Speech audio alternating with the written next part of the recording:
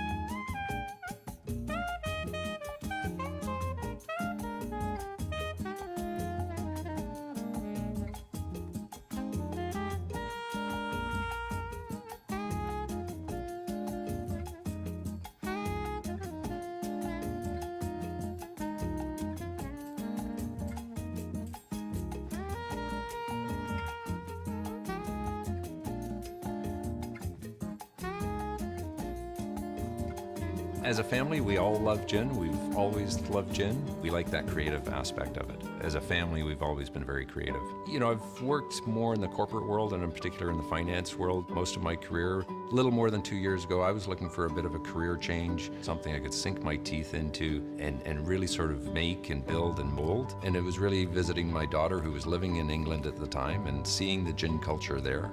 I decided in 2008 to move to the UK for my university. And at the times, they were starting to get into this sort of craft gin movement in the UK. When my dad came to visit, or when my brothers would come to visit, I would sort of create these schedules where we'd go around and visit as many distilleries as possible. Here in Canada, you don't get that selection, you don't have that. And seeing that, it was like, you know, this is something we got to do here. It's going to take off here. Can we do it was the big question mark. You know, we're willing to sort of put our hearts and souls into it to make it happen. As soon as it was okay, this is the idea going forward, it became pretty much all hands on deck. My brother left his job and came over full time. I did the same. And then of course my sister moved back from the UK. It was difficult to be living in London and hearing about them sort of building this craft gin distillery without me. And it was definitely an easy decision for me to come back. Being able to do this is a sort of once-in-a-lifetime opportunity to build a business with my family. For me, it was, I want to make sure that in my lifetime I'm creating something that's very unique and appreciated. I didn't anticipate it being like this, to be honest with you. If I thought back, 10 years ago, do I think this is what I would have been envisioning? Probably not. So we set up the company, we were working out of the dining room table for quite a while, and then it was this search for space. We spent about 6 months looking before we found this. The building itself is an old lighting factory, and it used to produce trucks for, I think, Labatt's and stuff in the 1920s. It was an empty canvas. We walked around as a family, and we looked around at all the corners, and we thought about all we could do. We wanted the space to be able to operate with as few people as possible, and as efficiently as possible, too. Whether it's tiling the floors, painting the walls, building the bar, installing the equipment, changing the lighting, we built this place from the ground up, the four of us, and with a lot of help, mind you, putting in 15-hour days, 7 days a week for a long time to get the space to where it was. I think it took us about 6 months to develop our primary recipe. We would come in and, that one day would be grapefruit day, and there would be 25 different samples of different strengths of grapefruit that we would play around with. And so it was certainly labor intensive, but it was a blast. And really the cocktail world is our oyster with gin as our base. I love the gin that we've been able to produce. It took a lot of tasting, but we landed on a gin that I really like.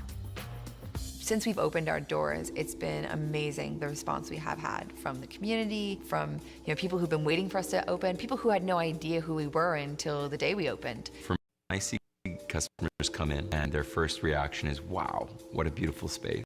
That brings me quite a lot of joy. And then when they start to enjoy the product and they go, wow, this is really good gin, is to me the most satisfying thing. I think when we first started, I tried to sort of remove the family aspect out and very much just treat it as a normal business. And I think it was only a couple of months before I realized that not only could you not do it, but there was real value in recognizing that it was a huge part of what we were doing. It definitely helps that at the end of the day, we all have incredible passion and we all have the same goal for this place and the same love for this place. So it's easy when we're all sort of speaking that same language. We've really created the vision that we had 2 years ago when we started this venture. Laying tile, painting, doing a gin recipe, bottling, whatever it is, you're doing everything and you're involved in every aspect. And I love that part of it. And as I say, in particular with your kids, it doesn't get any better than that.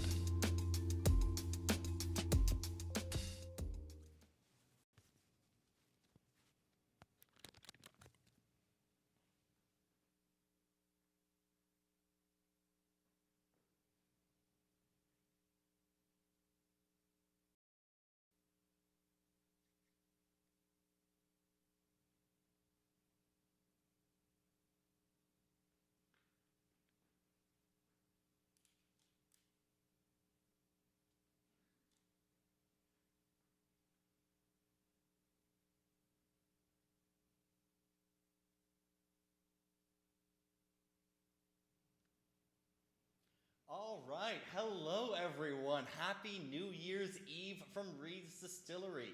Welcome to our celebration, our New Year's Eve countdown featuring Alex Bird and the Jazz Mavericks. My name is Calvin Reid. I'm one of the owners here at Reid's Distillery, and I'm also joined this evening by my brother Graham Reid, who loves to make an entrance. I do. I certainly do. Awesome. So welcome everyone. Thank you so much for joining us this evening, for supporting live music, for supporting local small businesses. We super appreciate it.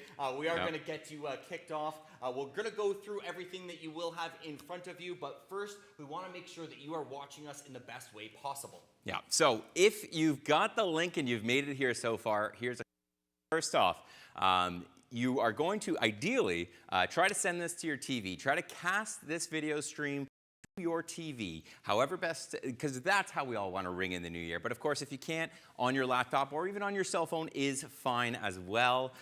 But really, what we're looking for is a little tiny cast button on that YouTube. Click it, and it'll show any devices on your Wi-Fi network that you can send this to. So if you do have a TV that is smart and enabled, you can send this right there to it. So that won't be a problem at all. Now, beyond that, we've also got a chat box. So if you do have a browser open, you can send any messages there. You can let us know if, maybe, I've maybe made the cocktail as you would like it, or however, you can send a little message there too. But beyond that, that should be the nitty-gritty.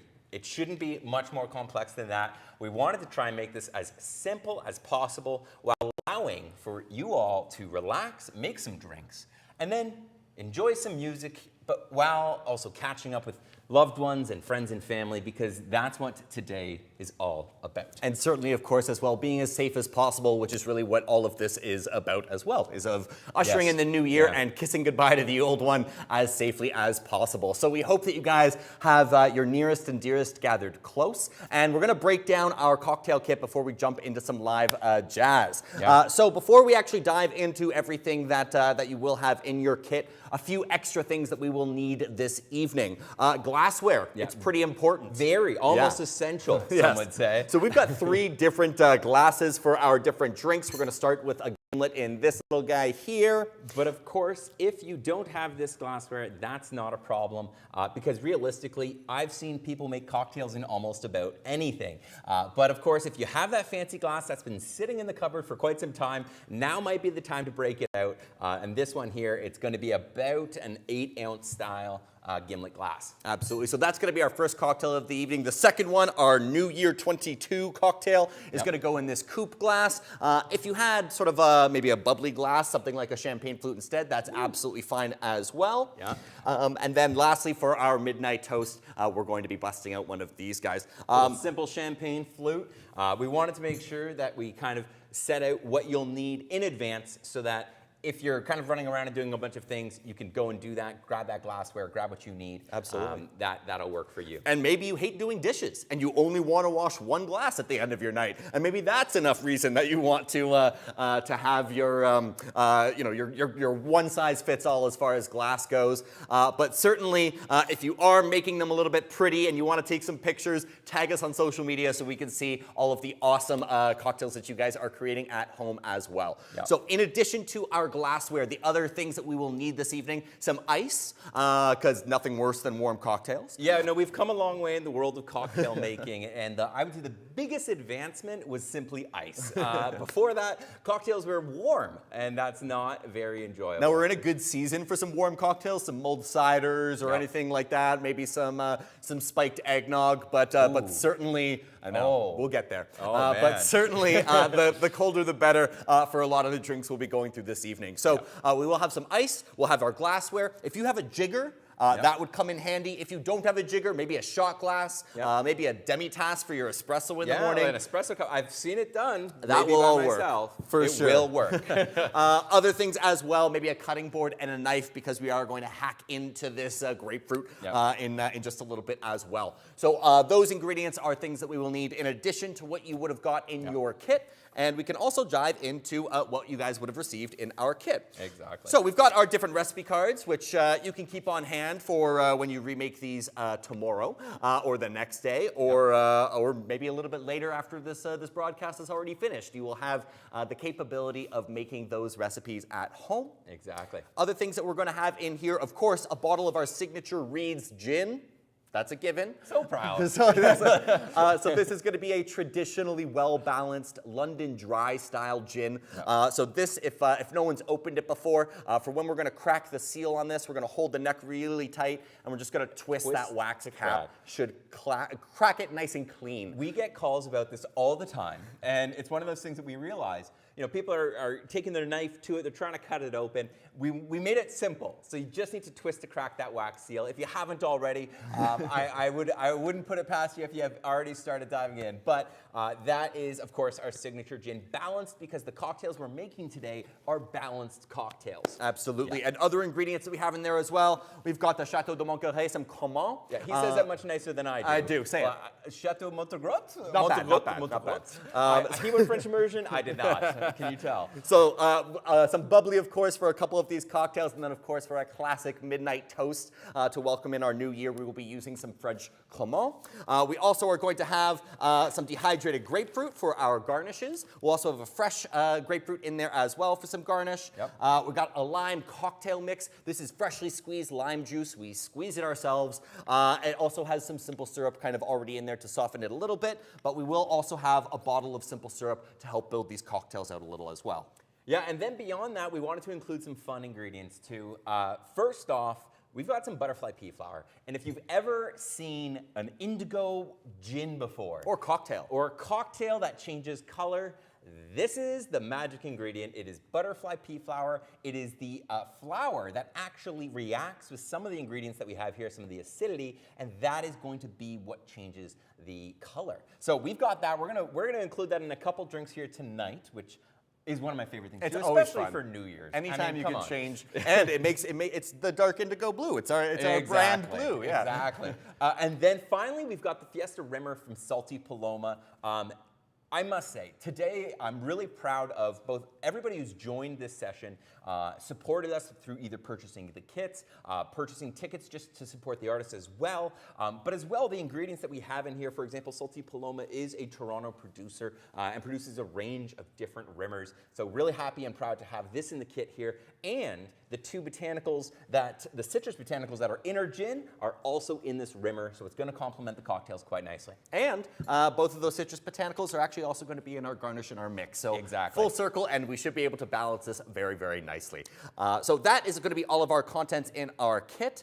We've gone through that. You guys are hopefully all streaming and casting your sessions up onto a big screen. Yep. And if you have any questions, you can chat them in the message box there, and we'll be able to help you out. We've got people behind the scenes who can help to help you get your stream casted onto your TV there. Absolutely. Now, shall we make some drinks? We should make some. There's nothing worse than listening to people talk about gin and waiting for some awesome jazz and not having a gin cocktail in your hand. Exactly. So we are going to get that started. And so if you guys want to follow along at home, the classic gimlet is what we're going to be starting with this evening. So some rules of thumb. I don't know if tonight we are going to become the cocktail bartenders of the world, but if we can attempt it, there's some rules that really do help. The first is going to be that you want to make sure you have all your ingredients and you have all your tools. So what that looks like is going to be everything we've just discussed. But beyond that as well, we want to make sure we've got ice, right? We're making cocktails here, so make sure you've got your ice already. And then you want to always balance your cocktails, and this is my favorite thing to talk about. He loves it. Yeah. Because it's so simple and it helps in any cocktail you're making, it's ensuring that you structure and create your cocktail in a balance of the three components: the sweet, the spirit, and the bitter or sour, or as you say, the 3 S's. The 3 S's. Easiest way to remember how to make cocktails is it's essentially a triangle of 3 big flavors: sweet, sour or bitter, and of course, spirit. Yeah, exactly. Exactly. So, and the next rule of thumb is start with your lowest cost ingredient first. Why is that? Well, because we're Sometimes. not the best cocktail bartenders in the world. And when we mess up, we don't want to be messing up with, the premium gin that we have put into our cocktail first. It's okay if if a little bit of lime juice goes to waste, but we certainly do want to be putting in our higher quality or higher price ingredients last. Yeah, exactly. Because now I've never seen a bartender pour out a drink, oddly enough, but there's nothing worse than taking those premium spirits and making the cocktail not quite as perfectly as we could. So with that, we want to make sure that we bring out the ingredients that we're going to need for this cocktail. So with this cocktail ingredient, we've got the rimmer, so this guy right here. And anytime you're using a rimmer, it's likely to be the first step in the cocktail making. So this is the rimmer here. Next up, we've got some lime juice. It's a gimlet. And we've got some fun facts for you about gimlets too. I mean, Calvin knows a lot about history. He's a bit of a history buff, some would say. But beyond that, he is also a cocktail history buff. So. And we have some simple syrup, which we're going to use for those as well. We may just clear this box out of here, make this a little bit less cluttered while we're in here. These ingredients are going to be coming back when we're all good to go. Yeah, exactly. And so we've got the ability to make cocktails in a couple different fashions. One tool that wasn't mentioned was a cocktail shaker. Now, if you don't have a cocktail shaker, here are some things you can use instead. A thermos. I've done that. Yeah, I've done it many times. It's great. The little snap lids, you can pull them back and pour. What else? A jar, right? Yeah. A simple jar. So that's available to you too. But get creative, I believe in you. We're gonna make some cocktails. And if you don't have a shaker, and maybe you don't have any of those other things as well, we're actually gonna make it a couple of different ways. I'm gonna shake this cocktail, and Graham is going to try stirring it. And so that should give you guys some indication as to how to be able to make that at home. So if you don't have a shaker, not to worry, that's all good. And we've got a little shot here. We got a cocktail cam, okay, to show you guys the cocktails as they should be presented at the final stage. Now we're going to talk about techniques too. If you already know all this stuff, feel free to kind of just relax and enjoy your cocktail. But if you don't, hopefully we can teach you some of those things. So first off, getting that glassware. Calvin's already ahead of me. He's got his glassware already set up, and I've got mine here. We're going to dive into doing a bit of a rimmer. Now, Calvin's got an incredibly large knife, and as a brother of his, I, historically have been scared when he does this. But I believe in him. He's going to cut a half-moon slice of grapefruit. What is a half-moon slice? It's not a real term. Well, it's kind of a real term. It's a self-explanatory term for sure. We are going to slice into this grapefruit, but we're going to actually do it in a bit of an interesting way because we want the biggest sort of half moons for our garnish. Yeah. So going to cut it pretty much right down the middle. Yep. And being careful. Being careful, please. Especially if this isn't your first cocktail of the evening. Yep. So we've got that right down the middle, and this is going to be perfect for that half moon. So we're going to make another slice right down the middle. And what this is actually going to do, we in both of these cocktails, we're going to use fresh squeeze of grapefruit juice as one of the ingredients. So we're going to still have these little halves that we're going to save to be able to squeeze that fresh juice in, but this is going to be our awesome garnish right at the end there. Yeah. This would be a full moon. This would be a full moon. Yeah. Very good. Very good. I know my astrology. Yeah, I'm the history buff, and this guy's the astronomer. And so before, and so. Now, before we actually slice this guy into two, or maybe you have sliced it already and you've got one of these, this is actually what we're going to use for our rimmer. It's a quick and easy way.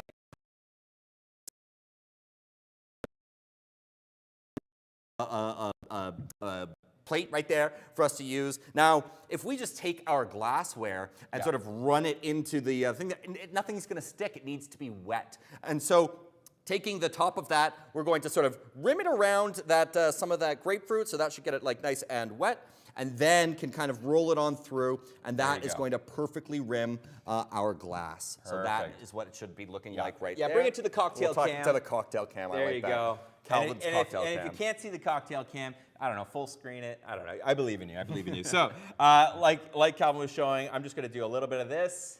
And the beauty of making cocktails is you can also eat half a grapefruit afterwards. So it's almost healthy. We can't say it is, but grapefruit's good for you. And I mean, Perfect segue into a little bit of the history of the gimlet and how we ended up with the gimlet. It is absolutely a health beverage, or that's where it came from. There's Graham's. I think mine's better. Yeah, but you we're not would. comparing here today. And so the gimlet actually comes from a bit of a historical background where back in the day, lime juice was essentially like nectar of the gods. It was, especially for the Navy, it helped to fight scurvy, and scurvy was killing millions of people. And so anytime that they could get lime juice, they would have it as a daily ration for every member of the Navy. And then to soften it a little bit, to make just pure lime juice a little bit more palatable, gin, which also has incredible naval roots, gets to be paired with it. And a little bit later on, lime cordial is invented, which makes it shelf stable, which is super, super important. And it essentially ended up being the original recipe for a gimlet was half lime cordial and half Navy strength gin. And the original, the first written recipe for a gimlet is from 1923, so almost 100 years old, and it was from the recipe book for Harry's American Bar in Paris, which is one of the birthplaces of cocktails. I told you he's a history buff. There you go. So we have our glassware, it's all rimmed up, and that's pretty good to go. So we're gonna set that aside, and now we're going to actually make the meat of our cocktail. But first, we need some ice. We do need some ice. Calvin's gonna get some ice, and I'm gonna talk the meat of this cocktail. So what that's going to be is effectively the key ingredients. The key ingredients, of course, gin and lime juice, as well as a little bit of simple syrup. If I were to take the 3 ingredients here, maybe in the cocktail camera, what would I say is the lowest cost ingredient? Well, it's not gin, I can assure you of that. The government loves its taxes. It is simple syrup. And what is simple syrup? Simple syrup is water. Yeah. And sugar. 50% water, 50% sugar. You can make this yourself. It's very simple. We almost didn't feel like it was worthy of putting it in a bottle, but we wanted to make tonight easy. We didn't want to have anybody trying to make some simple syrup at home. So it's really quite simple. So what you're going to do on this is I'm putting it into what is called a yari. And so this here is a stirring glass as well, commonly known. And I'm putting in about 30 mils. So you'll notice it says 20 to 30 mils. Calvin likes his cocktails a little bit more lime forward, right? Out of that balance of 3, Calvin likes it a little bit more lime forward. And for myself, well, I like it a little bit sweeter. So I'm pouring 30 mils. And what that is, just so you're aware, is 1 ounce. And so even if you don't have a measure, if you have something that you can go 1 or times 2, you can pretty much get to the end ingredients of these cocktails. So on my measure here, it is the small side is 30 mils and the tall side is 50 to 60 mils. So just for you to be aware, we're taking the small side of the measure. I'm pouring it right to the brim for myself, and Calvin will pour a little bit less than the brim. Yeah, I'm going to do about 2/3 that amount, and I'm going to make mine in a shaker. Now, Graham is using the Yari, but if you don't have a Yari or a shaker at home, this is just a perfect example of how you can do it in your coffee bottom, or in a pint glass, even if you don't have that. So I'm going to put about 20 mils. Again, I like a little bit more tartness in my cocktails, especially spirit-forward ones. Okay, so we've got the simple syrup, but this is not a cocktail, right? This is just literally sugar, water, and ice. I mean, we're pretty much out of soda right now. So let's bring some lime juice into the mix. Like we were saying, this is freshly squeezed lime juice. Please, please, please, only use fresh juice in cocktails. Yeah. It's not acceptable. I'm putting my foot down. Don't use, you know those store-bought ones that sit on the shelf and they sit there for months? That's not going to work in a cocktail, please. If you've ever had a Long Island iced tea and then had a good Long Island iced tea, the fundamental difference is fresh lime juice. And so today we've got fresh lime juice for this cocktail. So I'm going to be taking this here, and I'm going to be pouring this. And in terms of the ingredients, it's 30 to 40. So I'm going to be doing a 30-30. So 30 simple syrup and 30 there. There we go. And I'm going to throw in, I'm going to go 40. Again, I like a little bit more tartness and a little bit more bitterness. So 30 is going to be 1 full of this side here. And I'm going to throw in an extra 10 milliliters into that guy as well. There we go. Yep. And so Calvin's making a little bit, a little bit more sour. And I'm making mine a little bit more balanced in that sweetness profile. Now, we're almost there. The key is if I was making cocktails at a bar, I would not have ice in my shaker, and I wouldn't be taking the time to talk to you guys because people would be very upset. First off, their cocktails would take forever, and secondly, they'd be diluted. So you want to take that into consideration and make sure that you're making your cocktails as you go. The final stage in this cocktail is the gin. So with this, like we were saying, twist to crack. There we go. There you go. Calvin is very proud of the wax dipping, okay? If there's one thing you'll notice is that all our bottles have unique wax dips. And that's because Calvin and his team take the time, and they are pretty much pros at it. Yeah, hand wax dipped every bottle.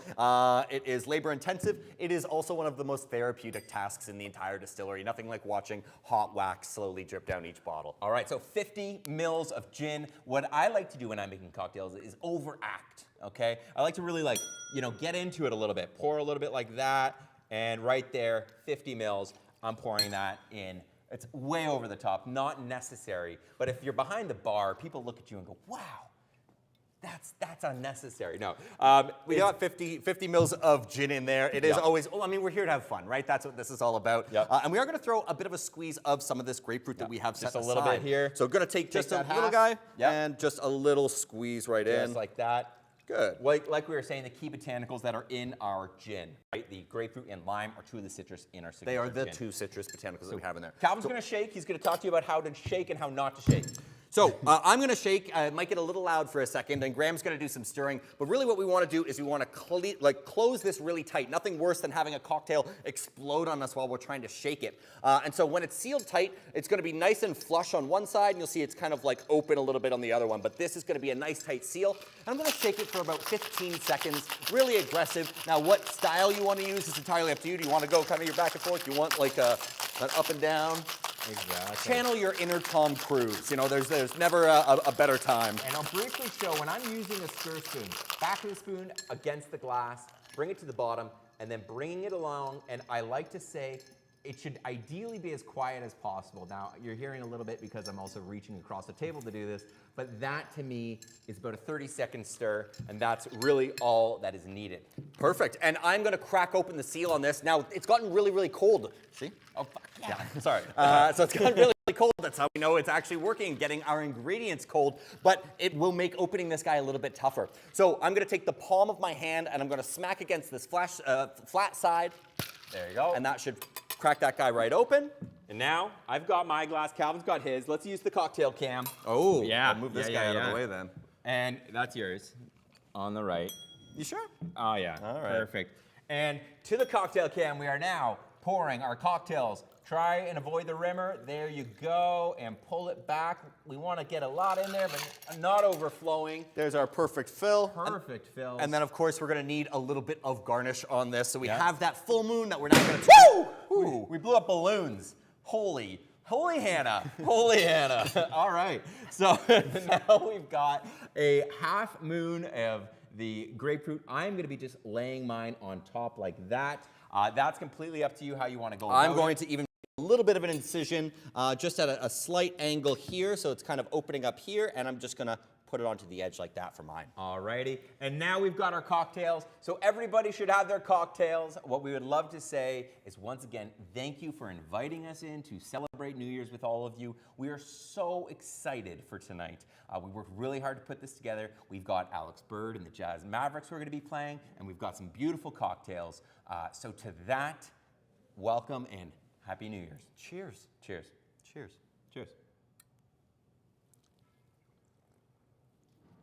Yep, just the way I like it. Basically, Yes. grew Yep. up going Mine's a to the little bit more clubs. bitter. From 2 years old, there was these smoky jazz bars late at night. It's back when you could actually smoke in the clubs still. I don't know what that did. Maybe it gave me this low timbre in my voice. All that secondhand smoking really did a good number on me. Whiskey kisses. Oscar Peterson, Diana Krall, Ray Charles. He was getting his lessons. Like, those were his teachers. It may not pay off in the way that he wants. I don't think that his life will be over. He came through a black hole in time, and he's a glimpse of the past. They would be listening to either Britney Spears, NSYNC, or the Backstreet Boys, and I was listening to like Frank Sinatra sitting on the steps. So I was in a different world. Leave out the details that are graphic. Close your eyes, my dear, till morning light.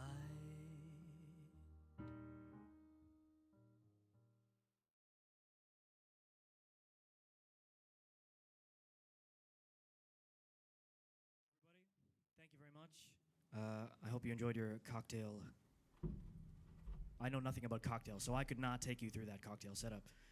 My name is Alex Bird, and it is very nice to be here tonight at one of my favorite places in the whole wide world, Reid's Distillery. And I wore my pajamas this evening because I figured you were wearing your pajamas. And I just got these for Christmas. My darling Lola got me these. They're from Hamburg, Germany, I'm told. And they cost more than I've ever made my whole entire life. Anyways, tonight we bring you the finest. I have Mr. Ewan Farncombe on piano, Mr. Julian Anderson Bowes on bass, Mr. Jesse Ryan on alto sax, Mr. Alexander Brown on trumpet, and bringing up the rear, we got Daniel Barnes on drums.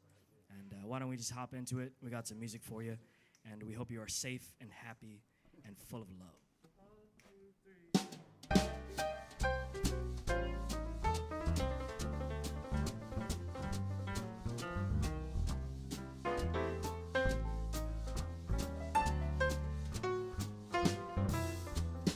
Walk right in, sit right down, baby, let your mind roll on. Walk right in, stay a while, baby, don't you stay too long.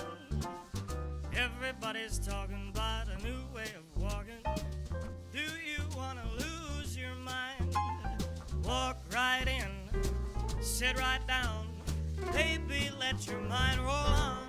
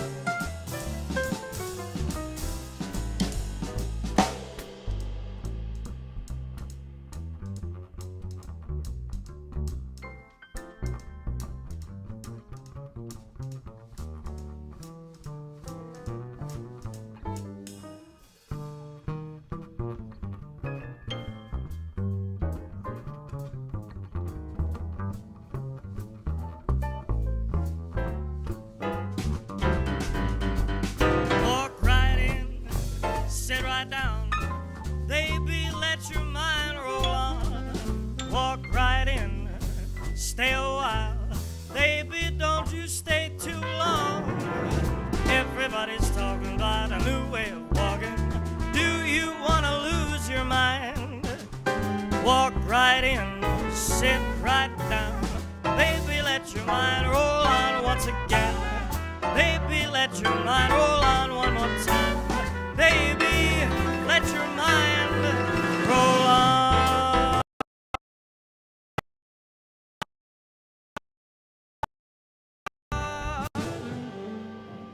Thank you very much. Sorry about that. Walk right in, sit right down. That was made famous by the Rooftop Singers in 1964 when I was apparently 3 years old. Wow.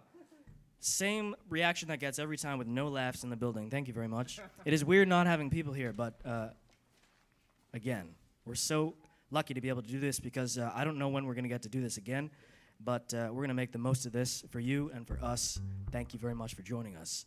We'd like to do the title track from a brand new album that just came out this past November. I wrote it with Mr. Ewan Farncombe, and this is entitled You Are the Light in the Way. It's available now, and you should check it out. Please and thank you.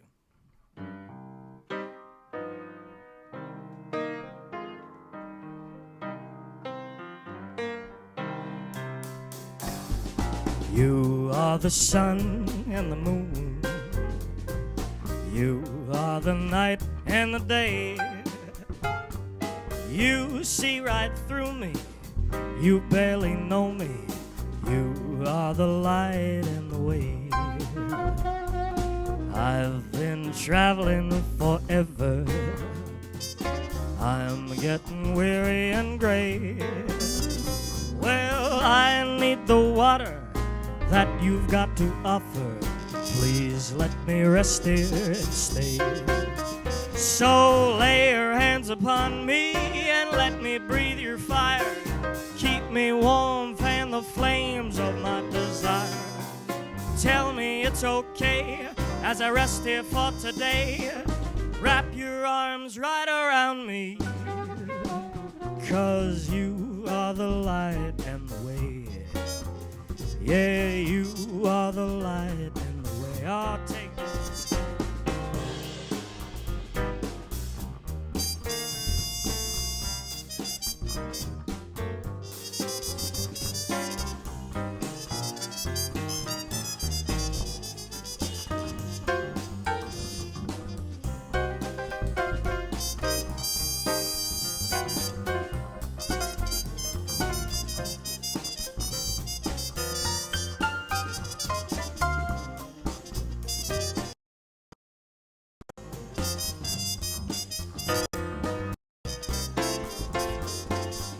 They said I'd always be lonely. I never believed what they'd say. So I kept on walking instead of talking. Come, oh come what may. Well, when those stars shine on you, baby, that's when you know what to say. Well, that's when you tell me what you see you can be. You are the light and the way. So lay your hands upon me and let me breathe your fire. Keep me warm, fan the flames of my desire. Tell me it's okay as I rest here for today. Wrap your arms right around me, 'cause you are the light and the way. Yeah, you are the light and the way. Well, you are the light, you are the light, you are the light and the way.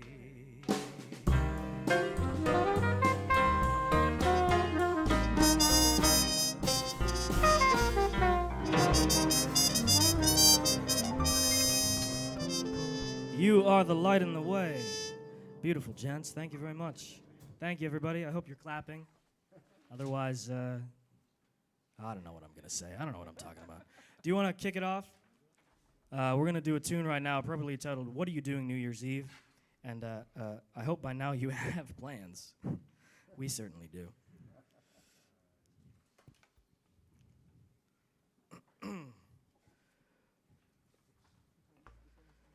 Groovy.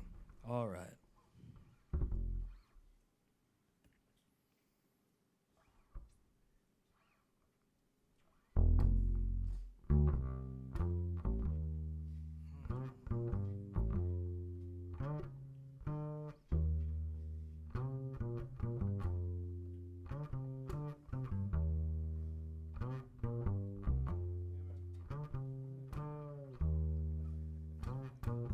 Maybe it's much too early in the game. Oh, but I thought I'd do just the same. What are you doing New Year's? New Year's Eve. I wonder whose arms will hold you good and tight when it's exactly 12 o'clock at night. Welcoming in that New Year's Eve. Maybe I'm crazy to suppose I'd ever be that one you chose out of 1,000 invitations you'll receive. Oh, but in case I stand one little chance, here comes me in my red pajama pants.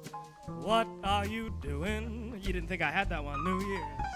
That New Year's Eve.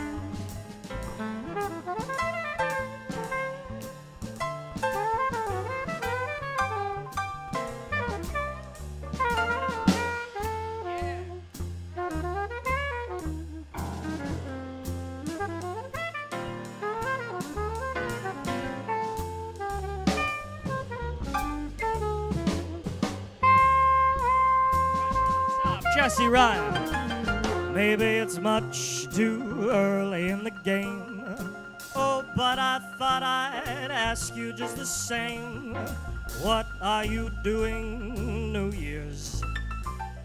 New Year's Eve. Oh, I wonder whose arms will hold you good and tight when it's exactly 12 o'clock at night. We'll be welcoming in that New Year's Eve. Maybe I'm crazy to suppose I'd ever be that one you chose.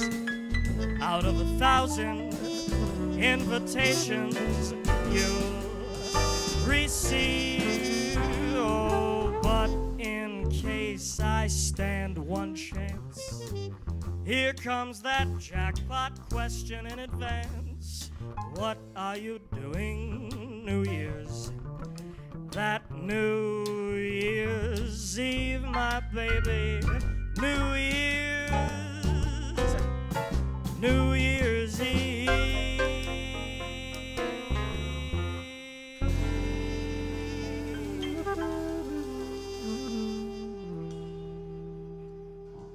Thank you very much.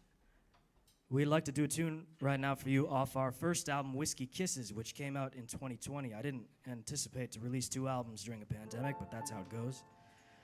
This is a tune that I wrote with a gentleman named Mr. Charlie Angus and Mr. Ewan Farncombe, and it's inspired by a lot of the old songwriters I love, like Hoagie Carmichael and Johnny Mercer and so on and so forth. This is Lemon Drop Stars.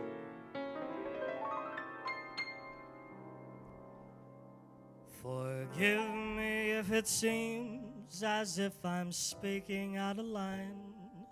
There's a million people waiting here, and I'm mindful of your time. But I don't know how to say this, and I might have gone too far. But I would love to take you walking 'neath those lemon drop stars. Believe me if I tell you, there'll be gin in the air and a tangerine moon rising to touch the cinnamon in your hair. I know you've heard it all before, might have gone too far, but I swear love is waiting 'neath those lemon drop stars. You've got a million reasons to do 1,000,000 other things, and a million men that promise you all their fancy diamond rings. I may not have a lot, but I can take you far, out beyond that moon to those lemon drop stars. So come along with me, I'll keep you by my side. You and I, beyond that moon, we'll take a little ride. Here I stand, my heart in hand, 'cause love is what we are. Won't you be my one true darling, 'neath those lemon drop stars?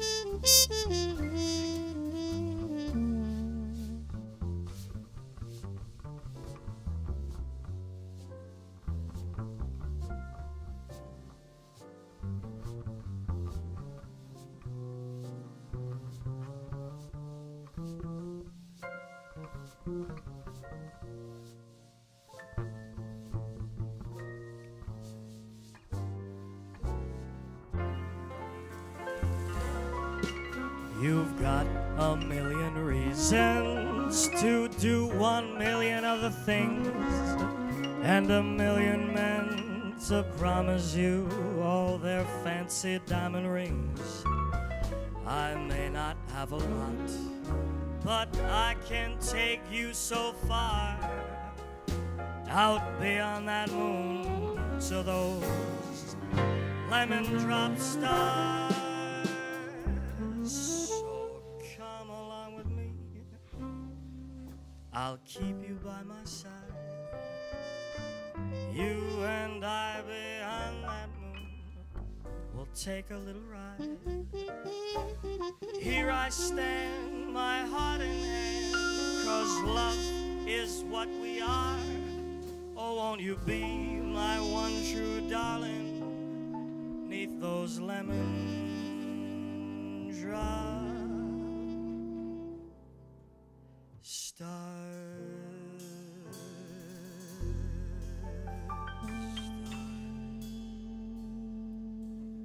Lemon drop stars. Thank you very much. All right, we'd like to do a big old swinger for you right now. This is entitled All of Me. And this is a humdinger. That's all I got.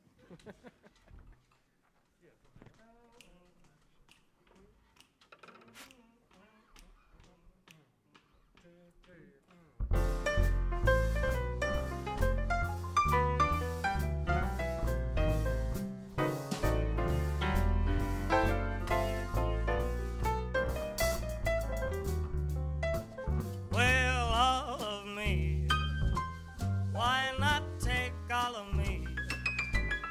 Well, can't you see I'm no good, dear, without you? I'll get my lips, I'll never need them. While you're at it, get my arms, because I will never use them. Your goodbye left me with eyes that cry. Oh, how can I ever make it without you?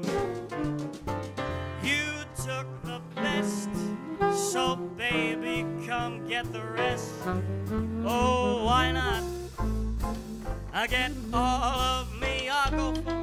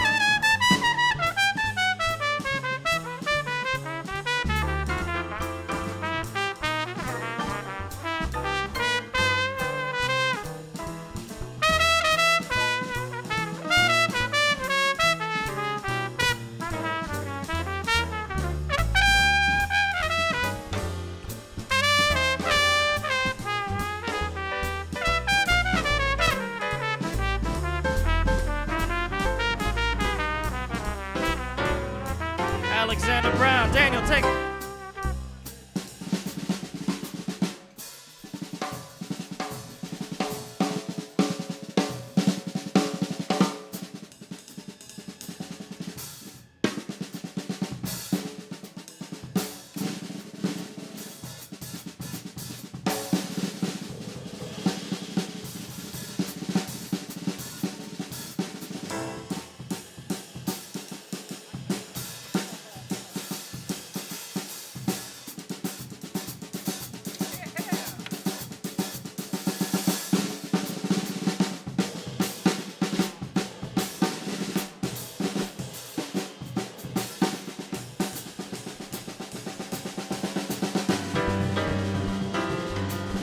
All of me, why not take all of me? Can't you see I'm no good, dear, without you? Why don't you get my lips? I will never need them. While you're at it, get my arms. Baby, I'll never need them. Your goodbye, it left me with those eyes that cry. Oh, how can I ever make it without you? You took the best, so baby, come and get the rest. Oh, why not? I take all of me, baby, why not? Why not take all of me?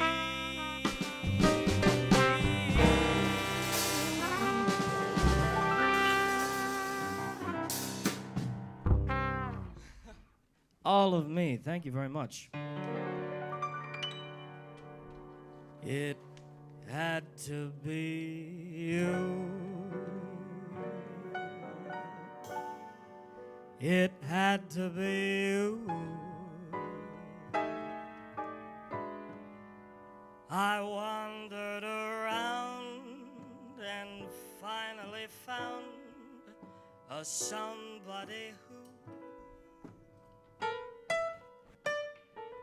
could make me be true and make me be blue. And even be glad just to be sad thinking of you. Some others I've seen, they might never be mean. They might never be cross or try to be boss, but they wouldn't do for nobody else gave me a thrill. With all your faults, I love you still. It had to be you, wonderful you. It had to be you.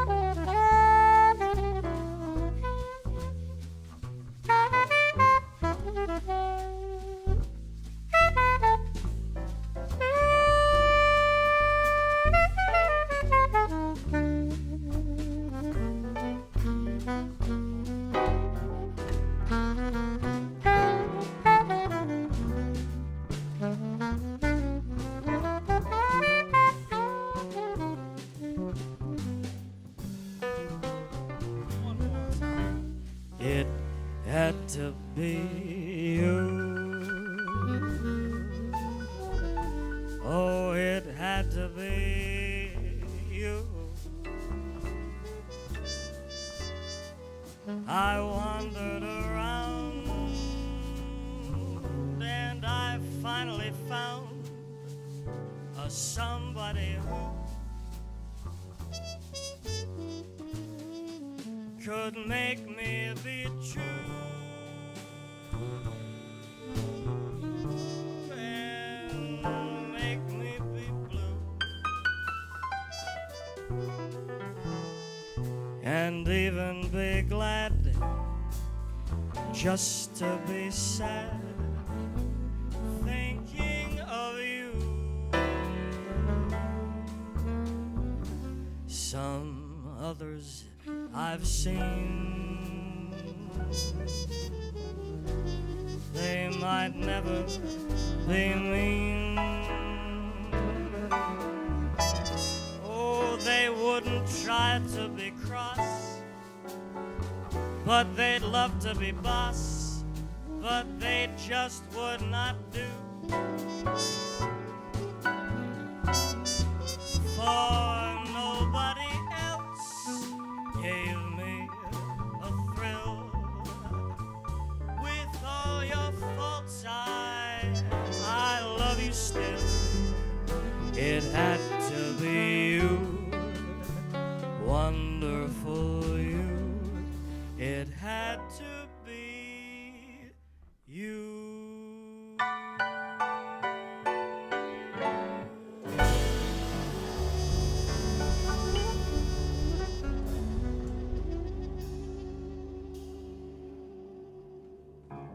Thank you very much. It had to be you. All right, we got time for one more number. That work for you? Yeah? All right. Yeah, let's do, why don't we finish with 16 tons for this one? Come back to that.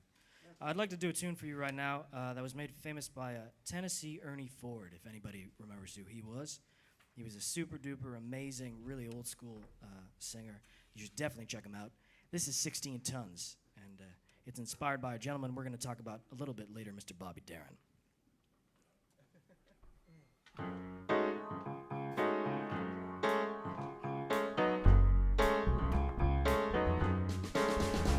Some people say a man was made out of mud. A poor man's made out of muscle and blood. Muscle and blood, some skin and bone. A mind that's weak and a back that's strong. Load me 16 tons. What you get? Another day older and deeper in debt. St. Peter, don't call me, 'cause I can't go. I owe my soul to that company store.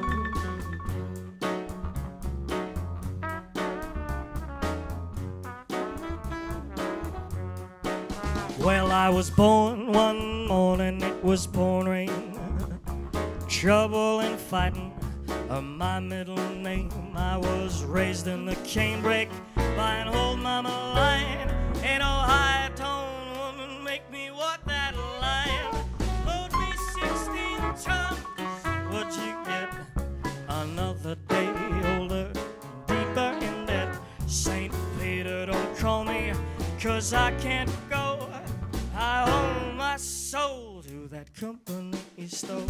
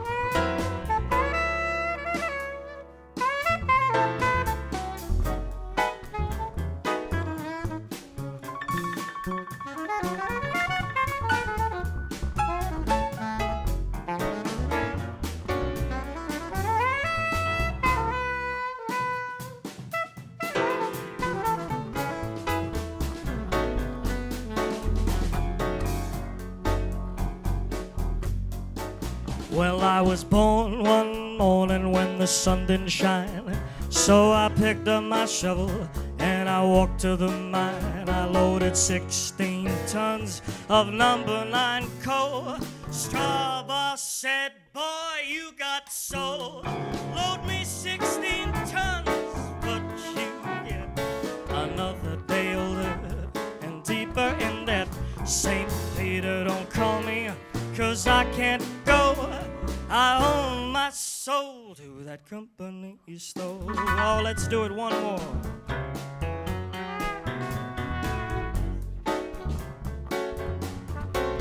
Well, if you see me coming, better step aside, 'cause a few men dead and a few men died. I got one fist of iron, the other of steel. If the right one don't drop you, boy, that left one will. Load me 16 tons, but you get another day older and deeper in debt. St. Peter, don't call me, 'cause I can't go. I owe my soul to that company store.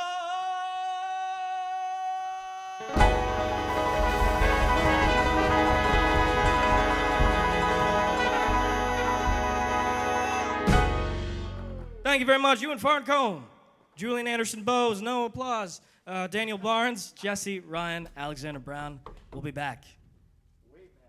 Oh my God. Amazing. So good. It is kind of surreal hearing these guys just absolutely killing it and no applause. Like, so I hope you are all enjoying that at virtually home. applauding. Yeah, because exactly. we are absolutely vibing here. And I don't know if it's the gimlet talking or not, but Alex with those, like, the red things. It's some serious, like, sexy Santa vibes going on. Where does he get them? Like, We actually asked him. They're from Germany. Yes. Yes. He got silk pajamas imported from Germany. Wonderful. I mean, that's the life Sounds I good. wanna live. Looks good. Yeah, damn. Great night. Absolutely amazing to be able to have that here tonight.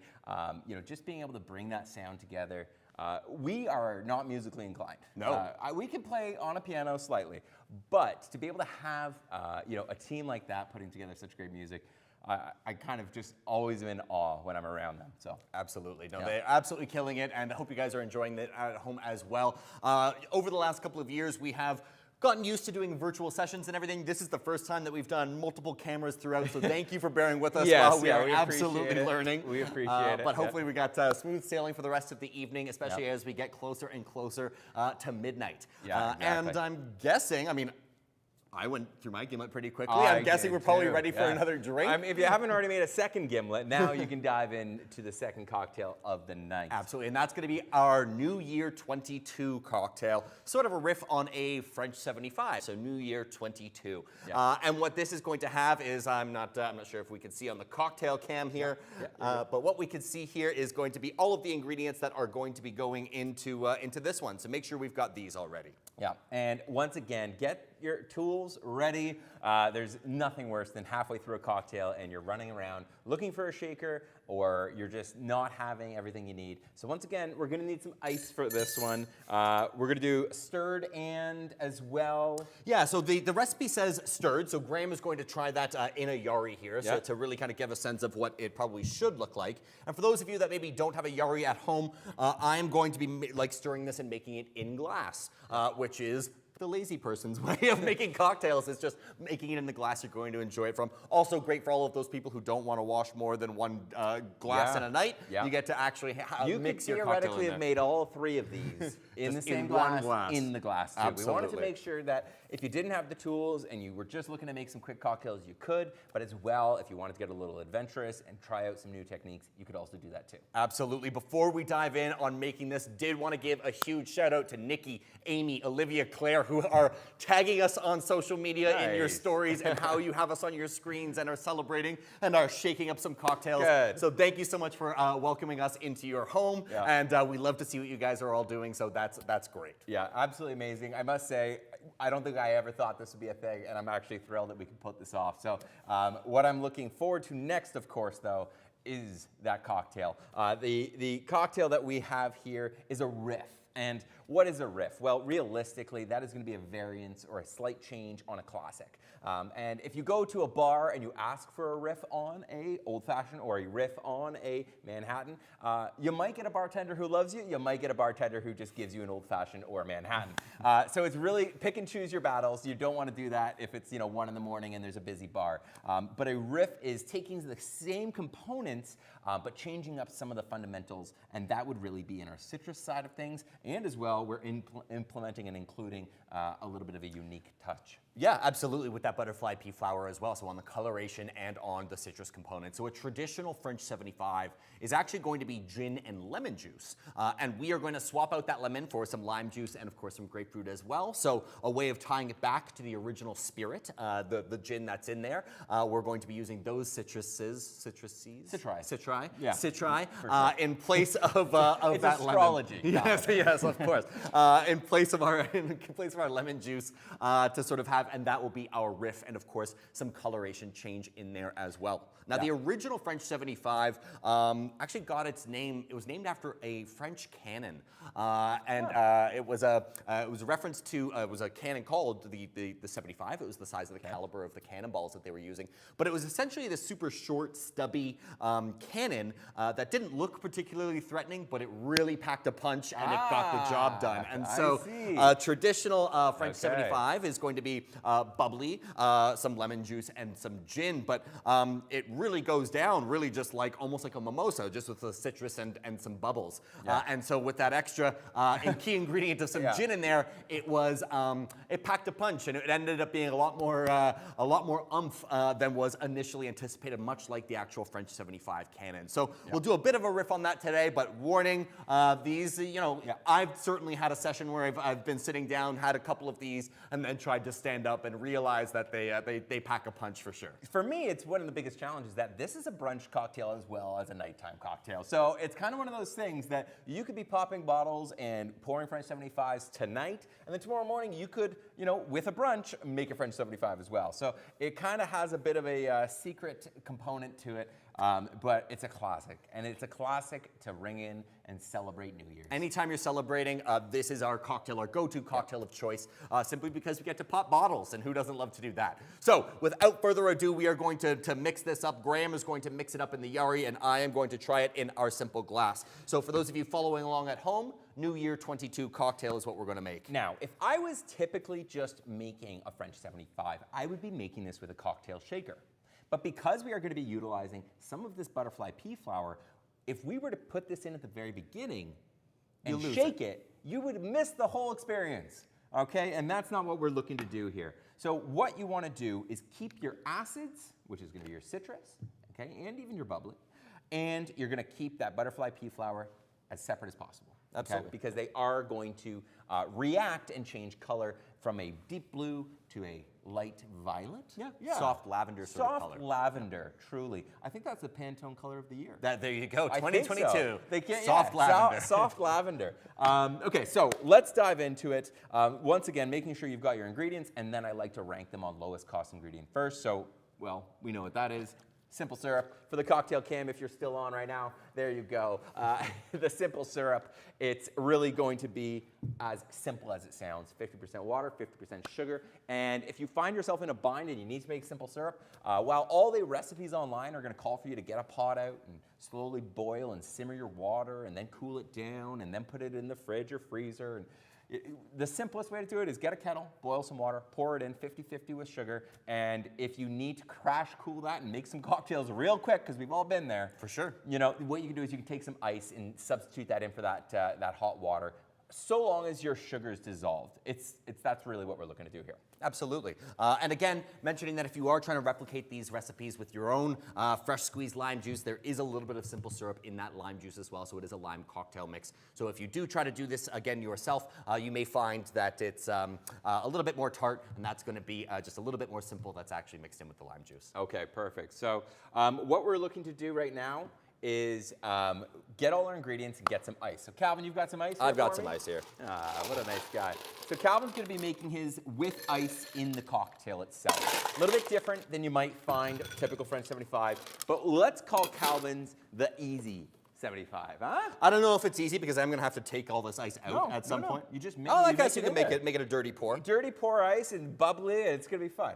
Huh? Deal. I'm pumped to pop a bottle of bubbly. I'm gonna do a little bit less then if we're All gonna right, leave it there in we there. go. Just toss it Yeah, down there. nice. Okay, so I've got my ice in here. Like we were saying, those ingredients, wanting to keep your acid for the last part. So that citrus component needs to stay to the end. Everything else can come in the beginning. And I'm gonna be starting with that simple syrup. And on this recipe that we're pouring for, once again, a variance of 10 to 30 milliliters. Why is that? Well, the reason is because realistically, it's up to you, right? You want to find a balance between that bitter, sweet, and sour, and so that's what we're looking for. Bitter, sour, sweet, and spirit. And so if you find you prefer a little bit more bitter or sour, then you might want a little bit less sweetness. And if you want your traditional balance, 20. Smack dab in the middle, split the difference. Yeah. You should be all good to go. So, you know, I'm going for a sweet cocktail. I feel like, you know, sometimes I like I just don't like, you know, sour candy. I've never been a big fan of it. A traumatic warhead experience as a child. Well, you know what? He would always get the sour candies, and then he knew I wouldn't eat them. Yeah. And so sometimes when I was really hungry, older sibling stuff. Yeah, it was strategic. But all right, so I've got now in here my 30 mLs or milliliters. If you have an ounce measure, that's going to be 1 ounce. Or if you've got a, let's say, shot glass or a espresso cup or the cap of a bottle, I've used that before. You're just going to want to keep the ratio the same. That's really it. You can make this cocktail as big as you want. I mean, there are some limitations. You only have so much ingredients. But always keeping those ratios within check is going to ensure that your cocktail is good. Absolutely. So I put in just over 10 mils of our simple syrup in that one. So I've got about 15 mils in there, so a little bit less. But now we're going to be able to add in our gin, of course. Exactly. Now, one of my favorite things about this bottle is that it is not designed to be thrown around at a bar. He says throwing it I around. know, right? Because I try it sometimes. I want to live that cocktail movie lifestyle, but it's really kind of something that we designed to really be that cocktail bar, sitting back bar or a cocktail cart. So when people send us those photos and we see them all the time, we absolutely appreciate that. That's exactly where we wanted this bad boy to be. So, yeah. Alrighty. Once again, if it's not open, which it should be by this point, crack to open that wax seal, and then we're doing our pour of gin. Now we're going to do about 50 mils, which is going to be, yes, we don't actually need the knife for this part, but I wanted to leave it here to remind you Just who's to in be charge careful. here. Yes. Okay. Yeah. So we've got 50 mils. I'm going to be pouring that, the tall side of the measure, or if you've got an espresso cup, 2. Yeah, pretty much. Espresso cup. Or a shot glass, 1 2 of part those. sweetness to 2 part, and you're going to bring in that sour at the very end. Not your usual format for cocktail making. So pouring that in like this. There we go. Calvin's got his. And now we've got some butterfly pea flour. And what does that butterfly pea flour do? It's going to blend into your cocktail, bring some color and life to that cocktail. And at the same time, it's something that is going to react with the citrus, like we were saying. Now, when I'm pouring this in, you can use your little dropper. But I find that's a lot of effort. You know, 1 squeeze, and I'll do 2 squeezes, and I'll do 3 squeezes.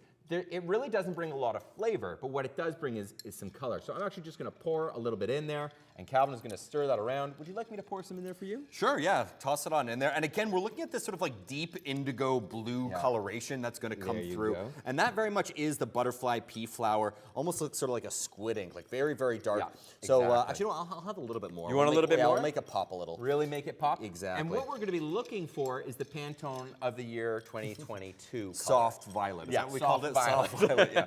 I don't think that's it. But, you know, of course, if you do know what the Pantone of the year is, feel free to message. Yeah, drop it in the comments there as well. And so we've got the color in there. And the really cool thing about butterfly pea flour is, yes, it gives this dark indigo blue color. But the really interesting property with it is that it reacts to citric acid. Yep. And so anytime that you're creating a cocktail that has a citrus component, you get to do all of this legwork first and see all that dark blue, deep indigo color. And then by adding in some of that citrus, whether it is lime or lemon, grapefruit, anything like that, you're going to be able to really soften it up. So we've saved adding in our lime juice up until this point. Yeah. Now, This is the part that on the cocktail card, I absolutely love what's written. It's very simple. We're just looking to leave behind 2021 and move on to greener pastures in 2022. And what better way to do that than with a cocktail, right? But as you swirl this cocktail around, or you can shake it, but you're going to miss the visual effect. You're just wanting to kind of think about that in a relaxing fashion. Perfect. So Graham's going to stir that up and strain into his glass first, and I'm already good to go in my glass, so I may even take this first. Oh. And jump on in. That's and all you right. stole my jigger. I did. Get out of here. Oh, I have two. You These- see, I'm you that don't type have of two. bartender. I'm that type of bartender that the whole bar becomes mine if I'm bartending. It's just the way I am. So I've got this teed up here in front of the cocktail cam, and I'm going to throw in, again, I like a little bit more bitterness, so I'm going to do the full 30 mils or 1 ounce of that lime juice in there, and we could see it turning color already. Again, that soft sort of like soft violet, Pantone 2022. Exactly. You know, that's a little darker than the It soft is. violet. We loaded it up. Let's Yours see if I should can come achieve through. it. Let's see. And as I stir this cocktail, and I would encourage you all to do the same, we're trying to think of everything we just want to move on from. So pouring that in and swirling that around. Look at that. I think I'm kind of hitting the mark. That's pretty good. I think so. Mine came through a little darker, but you've got some soft violet in there. And that's what's fun about using this ingredient is it will always change. It doesn't bring too much in terms of flavor, but it brings a lot in terms of character and color. So the next is... Well, Graham's going to actually toss his into his glass, and by straining it. Yep. And with if he... a Hawthorne strainer. Yeah. If you're wondering what this thing is, you're just going to place it on top of the rim of either your shaker or your mixing glass like this, just like this, and you are going to very intently look at the glass and into the cocktail camera like that, right? And you're gonna really focus. You know, look at that. You know, the more focused you look, the better the cocktail is. That's my rule of thumb. There we go. Perfect. Now, if Graham didn't use that Hawthorne strainer to keep the ice back, you just kind of poured it straight, you'd end up with something a little bit closer to what I have here, and that is going to be a dirty pour in that it's just got a little bit of ice left in it. Yeah. Now, Calvin is going to saber this bottle. I am not going to saber this bottle. For those of you who do That's know... why we have the knife. No, okay. For those of you who do know how to saber, we would be keeping this ice cold on the neck for about 45 minutes, then finding the seam of the bottle and tracing a knife or anything along that to get that to pop. We will not be doing that this evening. We're certainly not doing that live. Nor will we be responsible for any sabering incidents that happen with you in your homes. And I can't say that I'm encouraging it, but... Send us your videos of that as well. I would love to, take 45 minutes, properly chill the bottle. You Yes. take the whole bottle, put it upside down and ice, okay? Absolutely. That's your trick to savoring. And then find the seam along the glass, and that's where you're going to trace your, if you're doing it with the knife. He's about to do it. I'm not. Don't do it with the sharp side. That's going to dull your knife. You can do it with the back side of that knife blade, and that's going to work just fine. Yeah. So now Calvin's not going to do that. That's okay. He is going to pop it in a casual way. I don't think that casual. We've got the clearance. I think I'm going to see how we just can... don't hit the disco ball. Oh, yeah, that's directly above us. Oh! Hey, whoa, okay. Well, here we are. It's New Year's. That's what, I mean, if we were serving at an establishment, that is not the way to do it. Yeah. But if you're here and you're popping, you're having some fun, you just got to live with the consequences. We spill things on this floor. We're a distillery.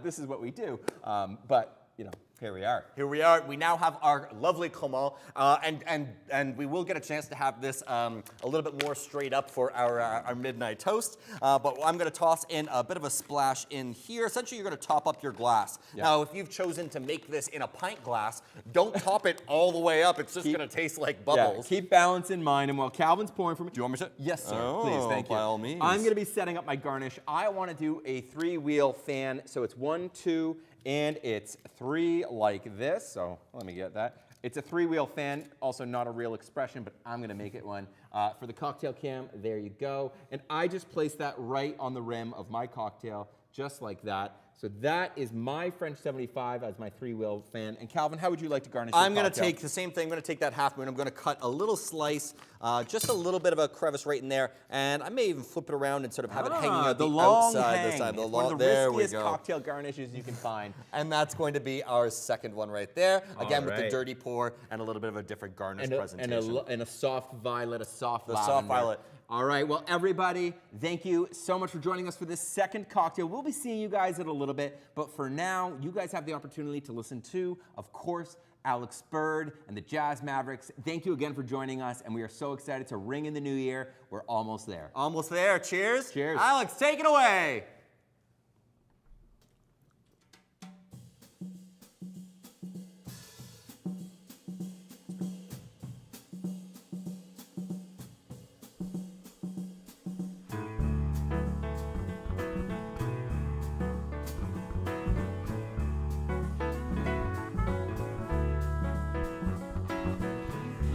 Well, that sky was bright and blue, but harder than the skies of June. And a coolness in the breeze, like a winter tease. But you walked away instead, and those colors of October, they were yellow, orange, and red.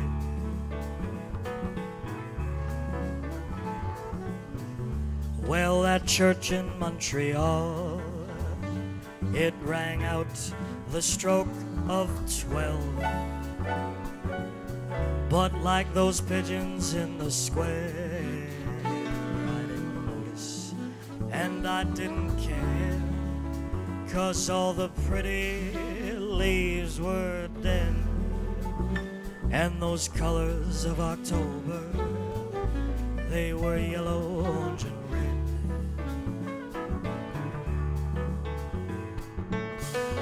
And my friends, they like to tell me, well, it gets easier with time. But that calendar, it never ever changes. It's that same day in my mind. As you turned and walked ahead, all the colors of October, they were yellow, orange, and red.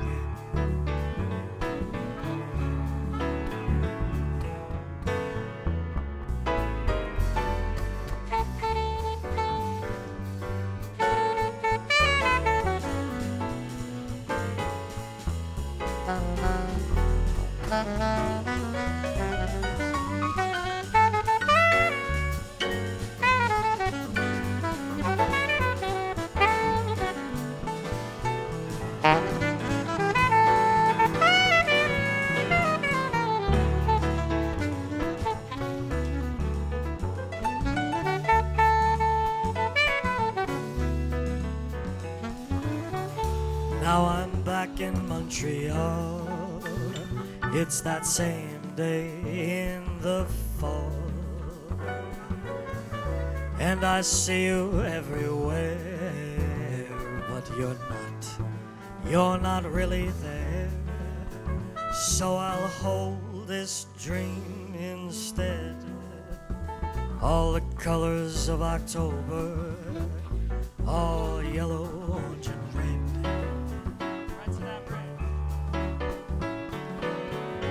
But my friends, they like to tell me, well, it gets easier with time.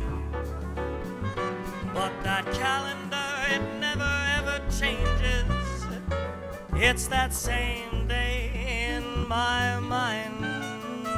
You turned and walked ahead, all those colors of October, they were yellow, orange, and red.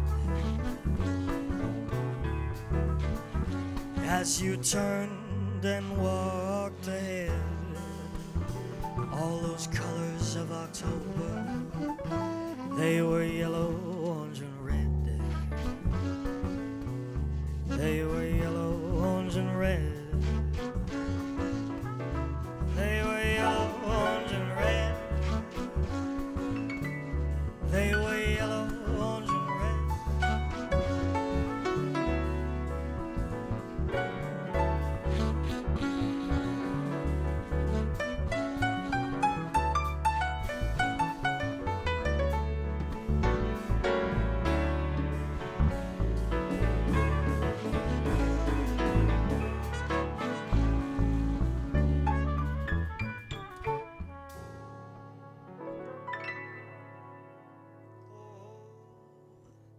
The Colors of October. Thank you very much. That is an original tune off Whiskey Kisses that I wrote with Mr. Charlie Angus. And I'm very lucky that since its release in 2020, Jazz FM has added it to their regular rotation. Thank you very much, Jazz FM, for supporting us. All of us, actually. And you just had Jazz FM Best of 2021 over here. Mr. Bridges over here, Jesse Ryan. And once again, it is an absolute pleasure to share the stage with these guys, and I don't say it lightly. They are the best in this room right now. No, they're literally some of the best people ever, and I feel very, very privileged to get to groove with them. We'd like to do a tune right now that a lot of people stopped me in the street before the pandemic, and they would yell, "Hey, what the hell are you wearing pajamas for?" No, actually, they would yell, "Jersey Boys. Jersey Boys!" And I'd be like, "Leave me alone, I don't want to be in Jersey Boys." And then I saw Jersey Boys, and I thought, hot damn, I really wanted to be in Jersey Boys, and this is my way of doing it, a little bit differently. Think you might know it? Hope you dig it.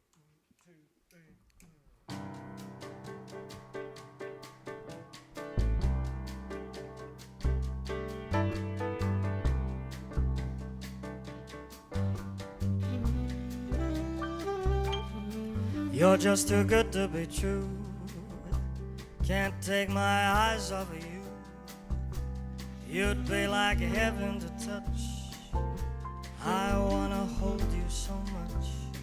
At long last love has arrived, and I thank Reid's Distillery I'm alive. You're just too good to be true.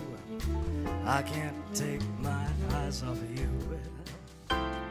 Pardon the way that I stare, but there's nobody else to compare. The sight of you leaves me weak. There are no words I could speak. But if you feel as I feel, please let me know that it's real.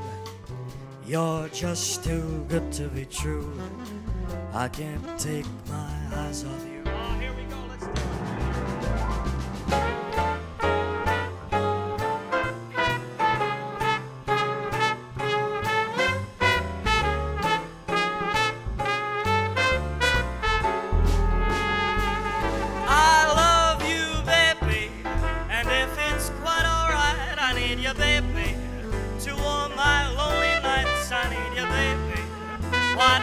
Trust in me when I say, oh my pretty baby, don't let me down, I pray. Oh pretty baby, now that I've found you, stay. Let me love you, baby, let me love you. You're just too good to be true. I can't take my eyes off of you. You'd be like heaven to touch. I wanna hold you so much. At long last love has arrived. Jesse Ryan has arrived. You're just too good to be true. I can't take my eyes off of you. One more time.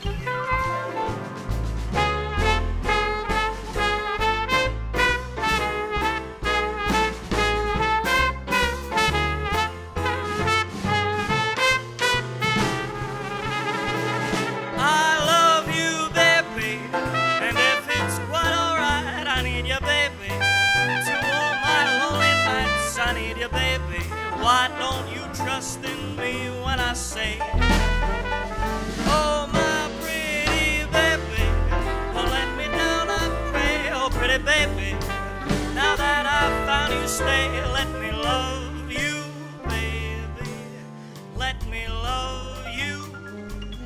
You're just too good to be true. I can't take my eyes off of you. You'd be like heaven to touch. I wanna snuggle you so much. At long last love has arrived, and I thank whatever God you believe in, I'm alive. You're just too good to be true. I can't take my eyes off of you.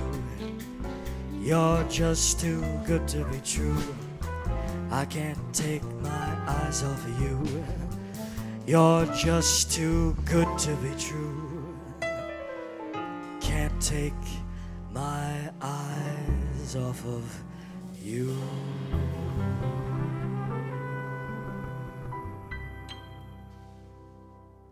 Thank you very much. Can't take my eyes off you. Alrighty, we'd like to do a tune right now that was inspired by Mr. Bobby Darin, as this is a Bobby Darin arrangement. It was written by a gentleman named Mr. Bobby Scott, and I had it. No, it was Bobby Scott. And this is off a Bobby Darin album called Winners. I'd like to, do I have a second here to give the whole, yeah, okay. So, I love Bobby Darin. He's one of my favorite people, and most people know Bobby Darin as Mac the Knife, Beyond the Sea, Splish Splash, and Dream Lover, and that's kind of it. But actually, in his lifetime, Bobby Darin wrote close to 300 songs. He went from rock and roll to jazz, funk, country, Motown, gospel. He did it all because he was living on what he deemed as borrowed time. He was a little kid and had rheumatic fever, and he overheard the doctor telling his mother one day in the hallway that young Bobby would not make it past his 16th birthday. So he took it upon himself to do all he could in all the time he knew he was going to have, which was not going to be the time that everyone else had. So, we're going to skip ahead a bunch to 1968 when Robert F. Kennedy was assassinated. Bobby Darin was very good friends with Robert F. Kennedy. He was helping with the campaign. He was thinking positively about the direction that the United States was going in. But that assassination sent Bobby into a tailspin.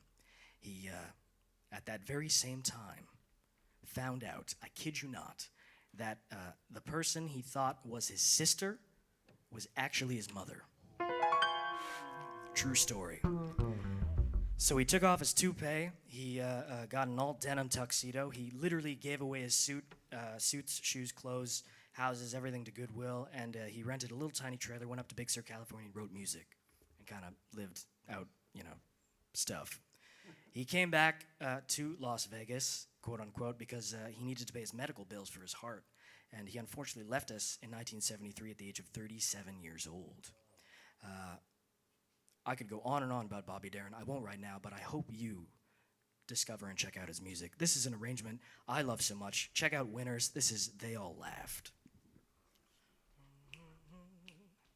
A 1, 2, a 1, 2.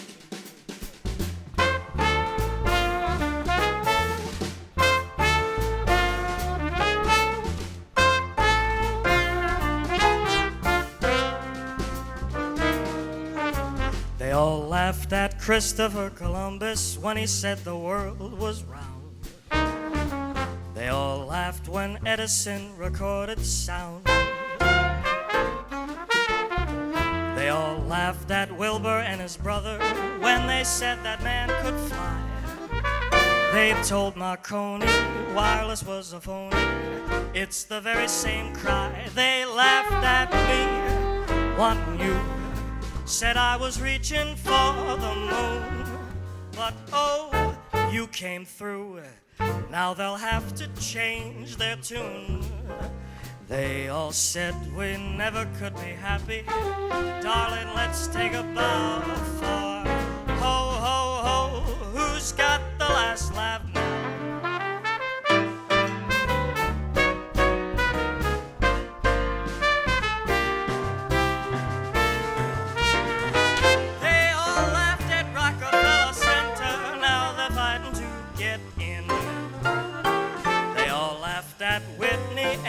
Cotton gin. They all laughed at Fulton and his steamboat, Hershey with his chocolate bar. Ford and his Lizzie kept the laughs dizzy. That's how folk are. They laughed at me, won you. Said it would be hello, goodbye. But oh, you came through. Now they're eating humble pie. They all said we never could be happy. Darling, let's take a bow for ho, ho, ho. Who's got the last laugh? Ho, ho, ho. Who's got the last laugh? Ho, ho, ho. Who's got the last laugh now? Who's got the last laugh now? Who's got the last laugh now? Oh, thank you. All right. Yeah, we only rehearsed that twice. No, it's great. Beautiful arrangement. We'd like to do a tune right now. We'd like to bring it way down. And when I think about love, I think about this song. It's an odd little tune, but it's got one of the most pretty melodies. This is Polka Dots and Moonbeams. We're just going to do this once through, okay?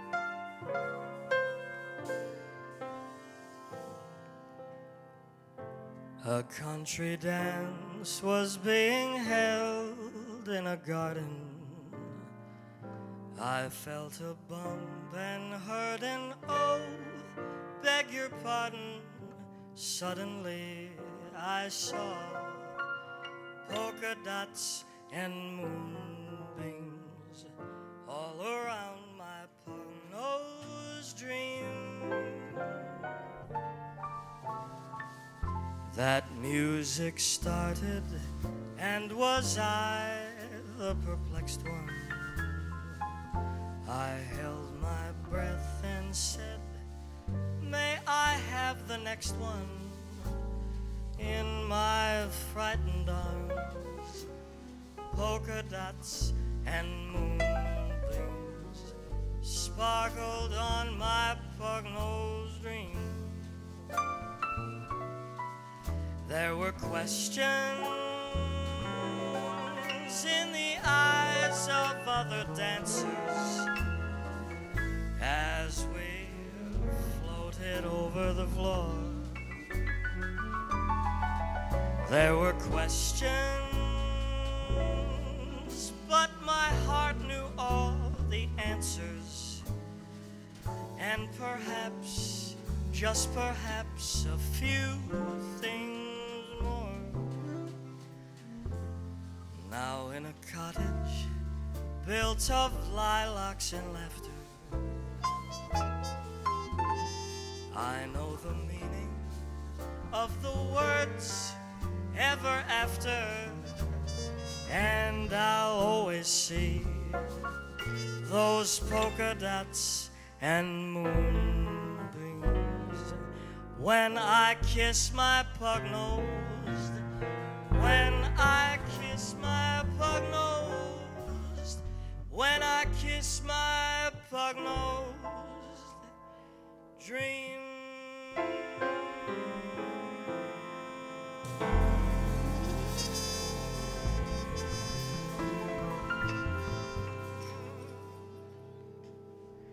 Thank you very much, Polka Dots and Moonbeams. Alrighty, let's, we got, oh, we're grooving here.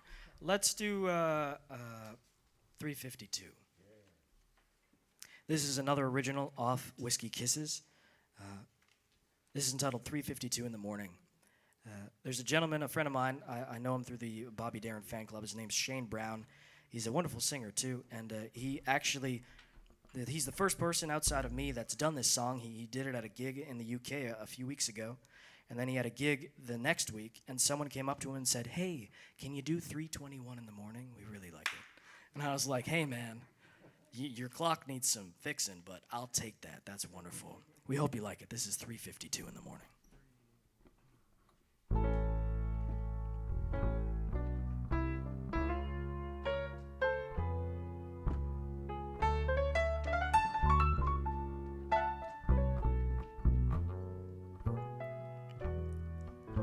$3:52 in the morning. The band, they've said goodbye. I'm just here and I'm thinking there's gotta be more than this, 'cause that whiskey, it keeps on saying there's someone I really miss, and it's 3:52 in the morning without you.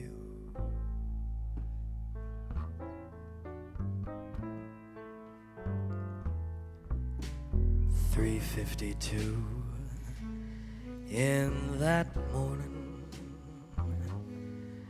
Well, the band, they've all said bye-bye.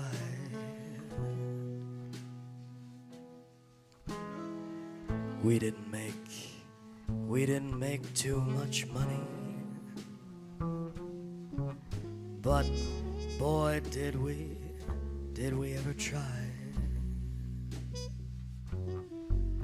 and I sang every song with you on my mind. It's 3:52 in the morning without you.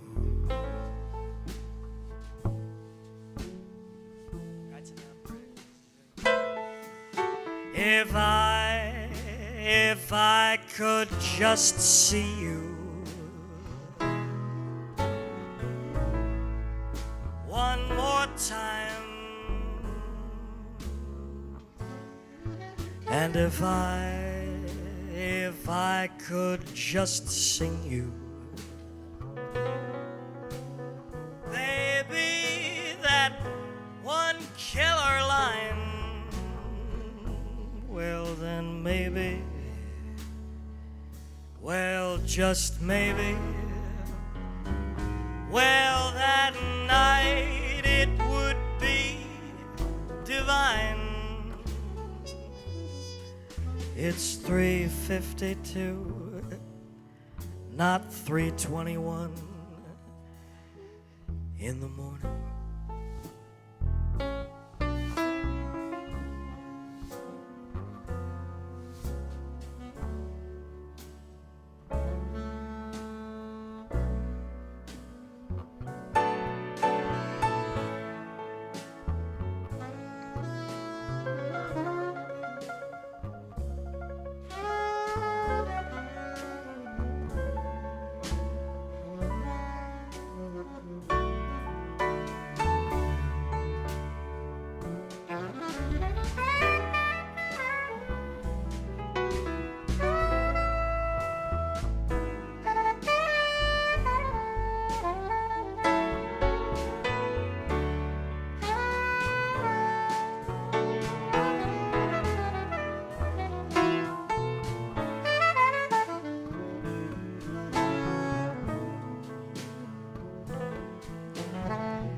.352 in that morning,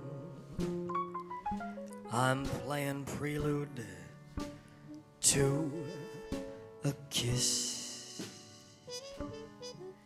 and I'm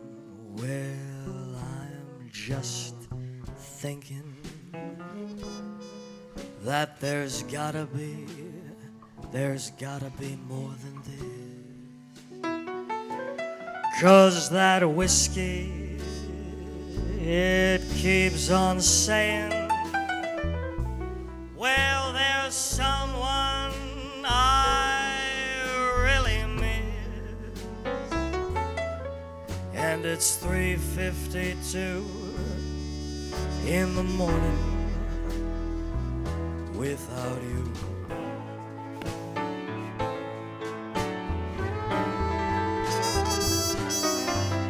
If I could just see you, well, one more time, and if I could just sing you, baby, that one killer line, well then maybe, well just maybe, well that night it would be divine.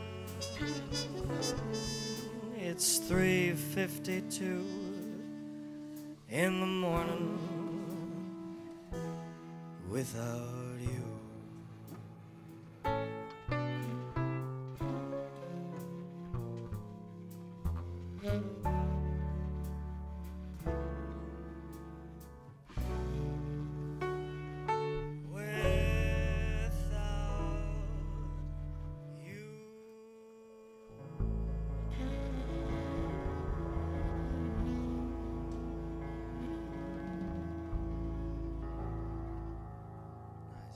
Thank you very much. 3:52. We got 10 minutes. Oh my gosh. Yo, do you want to rip on Love Potion number 9 for 10 minutes? Let's do it. We're gonna do Love Potion number 9 for now 8 minutes. Oh, that's easier. Great, fantastic. All right. Quickest 2 minutes already. I think I need more libation here. Yeah, this is just gin, straight gin. All right. You want to hit that beat? Sure, man.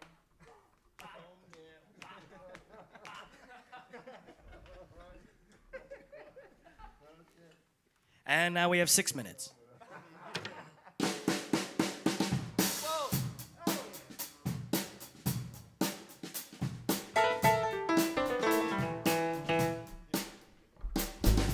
I took my troubles down to Madame Ruth.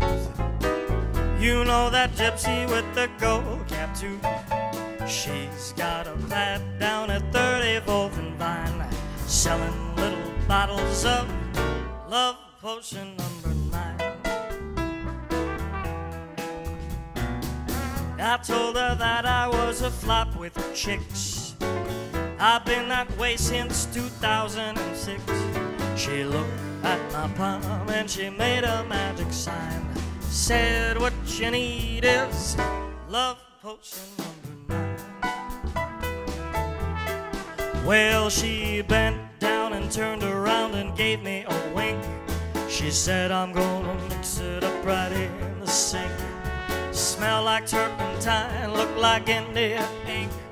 I held my nose and I took a drink. I didn't know if it was day or night. I started kissing everyone in sight. But when I kissed the cop down at 34th and Vine, broke my little bottle of Love Potion number 9. Oh, take it.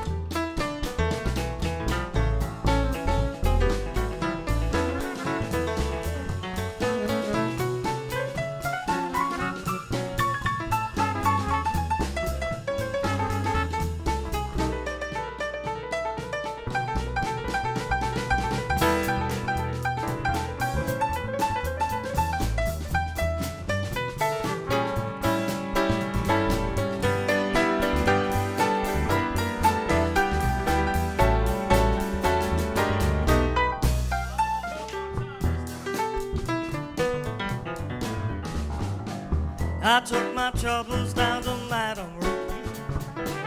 You know that gypsy with the gold cap too. She's got a flat down at 34th and Vine, selling little bottles of love potion #9. I told her that I was a flap with chicks. I've been that way since 2006. She looked at my palm and she made a magic sign. Said what you need is love potion #9. Well, she bent down, turned around and gave me a wink. She said, I'm gonna mix it up right in the sink. It smelled like turpentine, looked like India ink. I held my nose and I took a drink. I didn't know if it was day or night. Started kissing everyone in sight. But when I kissed the cop down at 34th and Vine, he broke my little bottle of... That was for you. Love potion #9. Love potion #9. Love potion #9. Here we go. Love potion #9.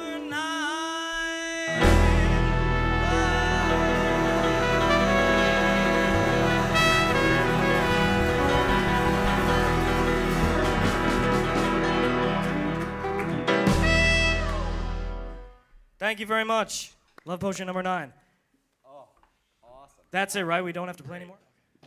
Perfect. So that was our gin and jazz to wrap up our evening. We are just a couple of moments away from our crescendo of the evening, and we are blessed to have the patriarch of the family here as well. Martin has joined us.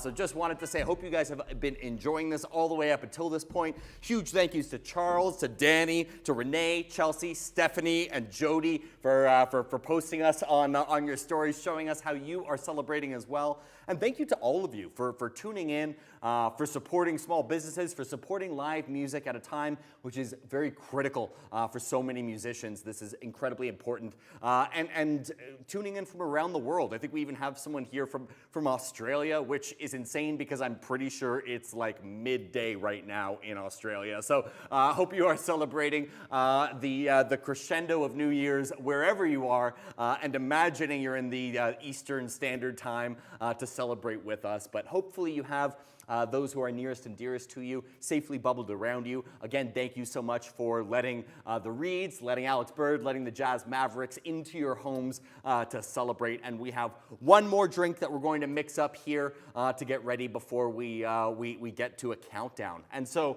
with that, we are going to use the comment, the bubbles that we had before that Graham has a trouble pronouncing, and that is why he's not in this shot, because he doesn't want me to force him to say it again. And so what we're going to do, I'm not sure if this cocktail cam is live again, probably not actually if we're splitting it. So we're going to just essentially do a pour of the comment. And if you have the recipe card with you at home, it's the time travel bubbly, because we either want to be ahead in time, 2022, or we want to be, I think, pre-2019. So whichever way the time travel is happening, as long as it's happening.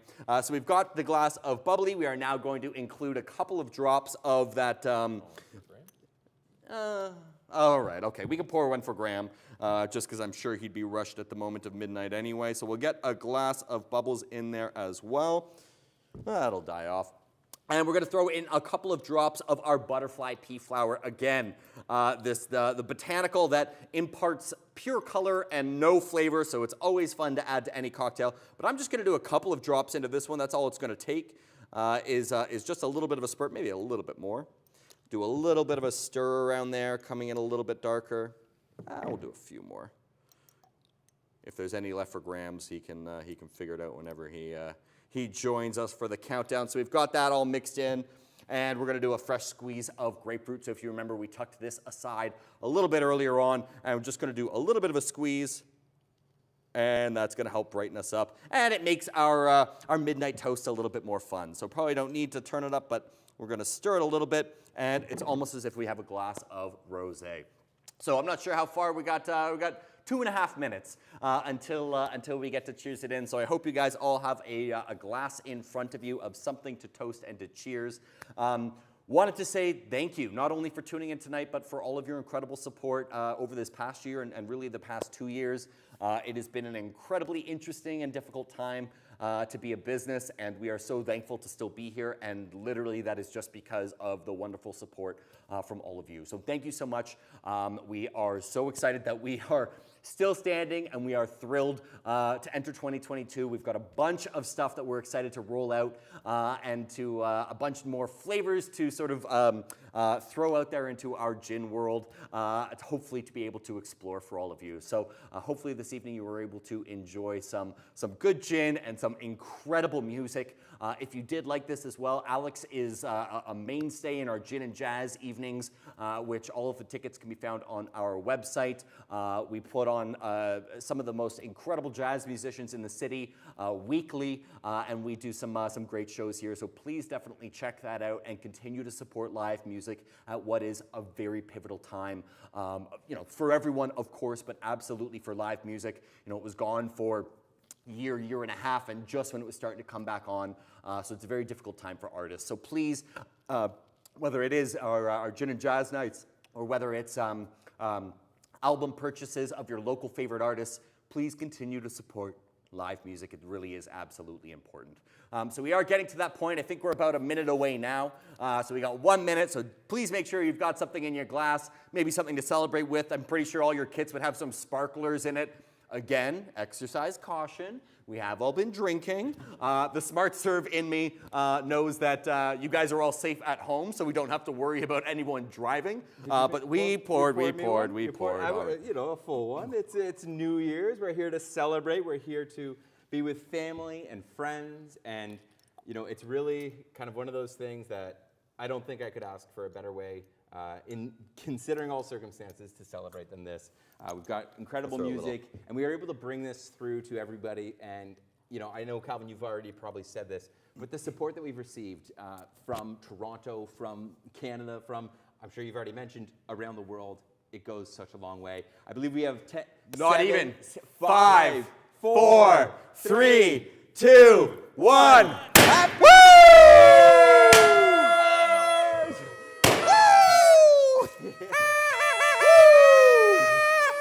Happy New Year. Cheers, you guys. Cheers to Alex and all of the Mavericks. Cheers, everyone. Cheers. Cheers to all of you at home.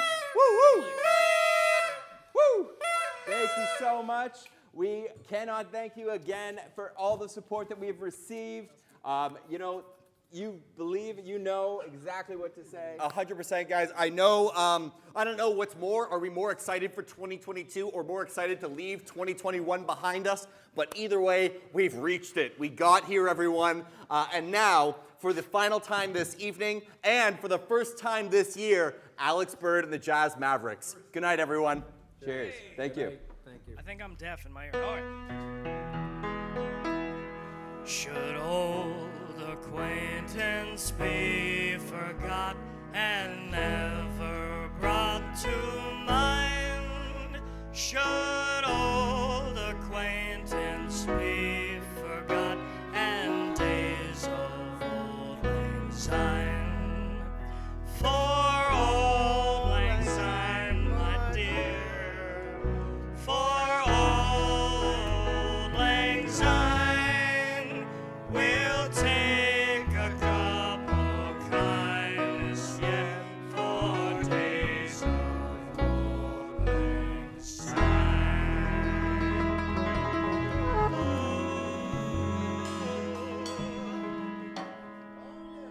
Oh yeah. Should old acquaintance be forgot? All right, that's all we got. All right, ladies and gentlemen, we got time for 2 more numbers for you. I just want to once again thank Reid's Distillery for having us, for Graham and Calvin and Martin and the whole family for putting this on. This has been amazing. There was a moment where we didn't think something like this would be able to happen.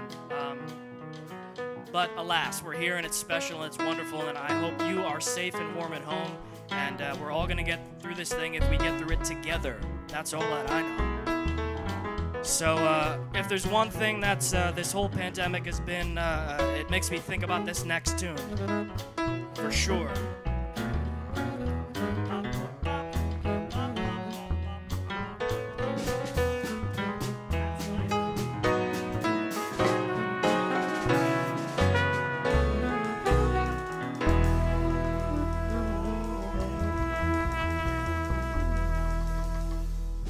Nice. All right. You got it.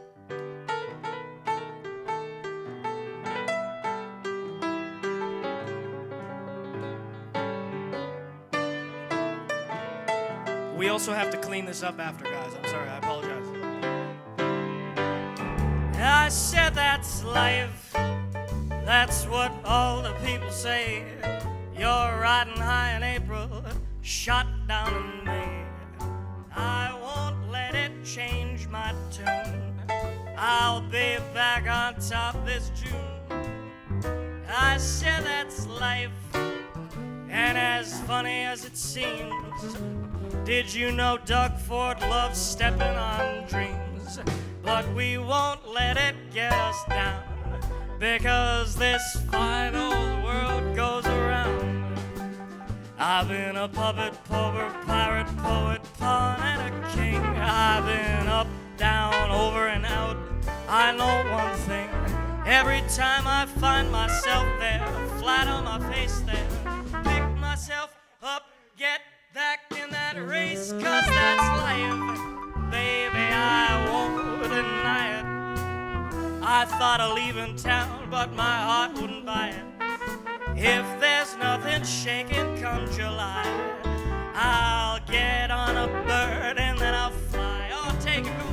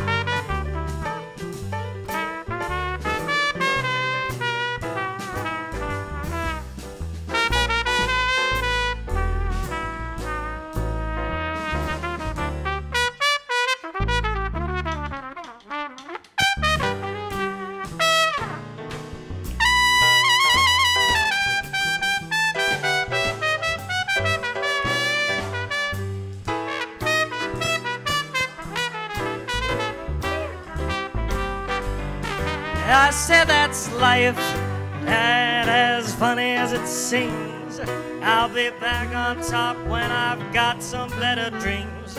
But I won't let it get me down, because this fine old world goes around. I said that's life, and as funny as it seems, oh, you can bet there's people who love stepping on dreams. But we won't let it get us down, because this thing we call love, it goes around. I've been a puppet, pauper, pirate, poet, pawn, and a king. I've been up, down, over, and out, but I know one thing. Every time I find myself there, flat on my face there, pick myself up, get back in that race, 'cause that's life. Baby, I won't deny it. I thought of leaving town, but my heart wouldn't buy it. If there's nothing shaking come July, I'll roll myself up. Yeah, I'll roll myself up. Yeah, I'll roll myself up, baby, and then I'll die.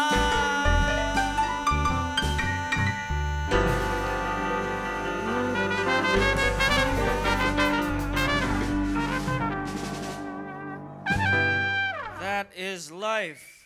Thank you very much. Losing my voice, but that's par for the course. We got one more tune for you, and it's the perfect song, I think, to send you on your way. I kid you not, I'm going to go home and get into bed with these pajamas. I think more people ought to wear the pajamas to gig, because then they can just do exactly that. I'm really not a well-versed person. Anyways, this is the title track off our 2020 release, and it's a song about love, and I wrote it for my darling Lola, and it's entitled Whiskey Kisses. And I apologize, it's not about gin. Please let me sing this tune. And we'll have to write Gin Kisses. That'll be the follow-up. Anyways, once again, thank you so very much for being a part of tonight, and we wish you a very happy 2022. And again, we're all going to get through this thing together with love and with music. Thank you.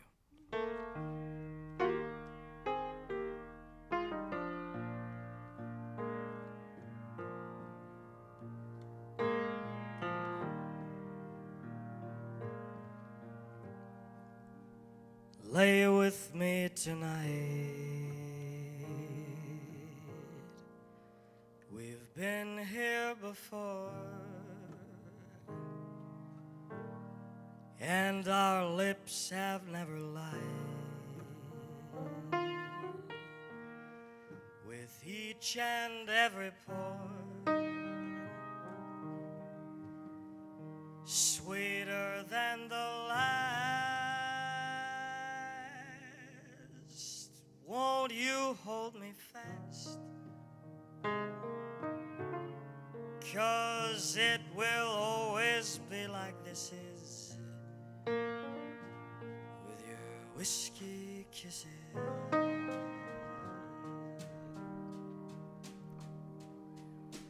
All the mistakes I've made, and all of my regrets,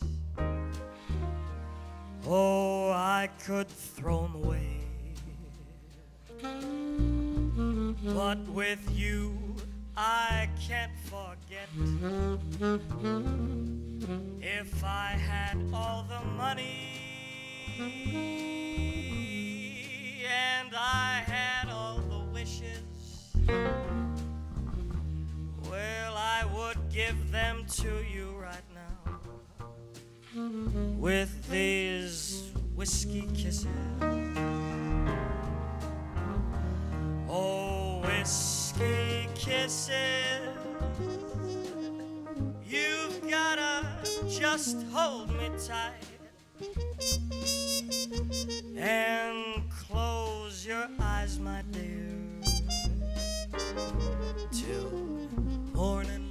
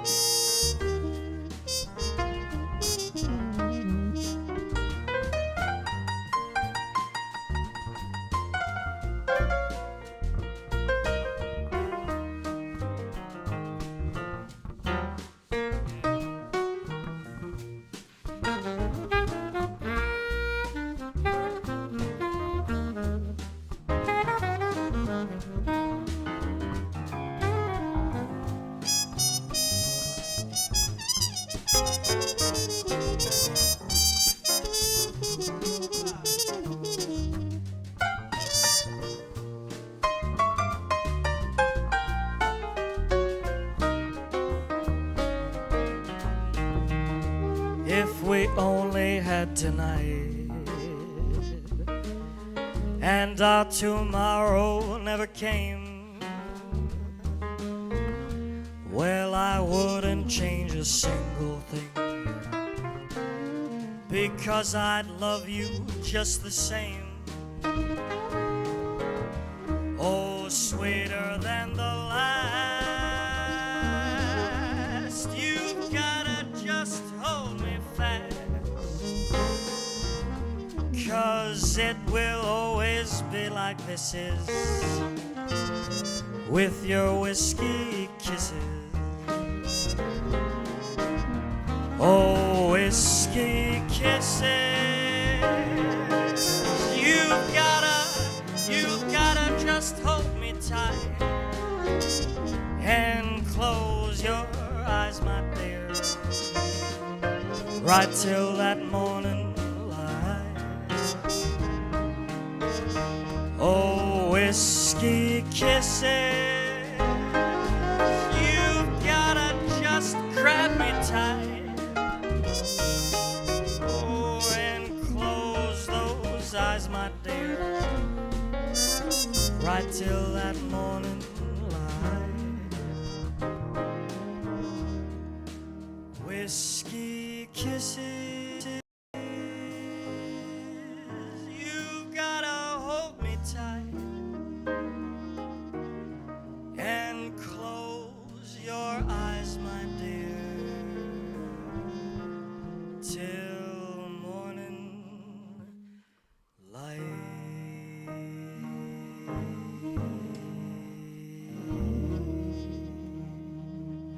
Happy 2022, everybody.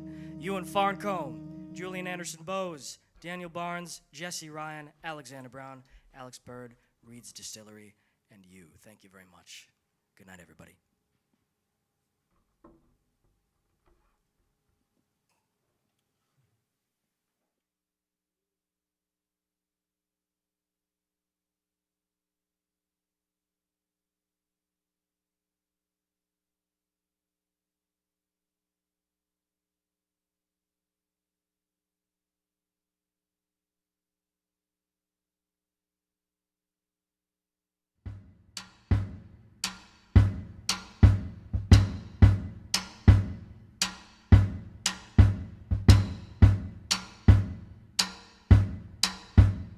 The way she moves through gridlock streets, like an angel's grace has kissed her feet, like a bird that's broken free.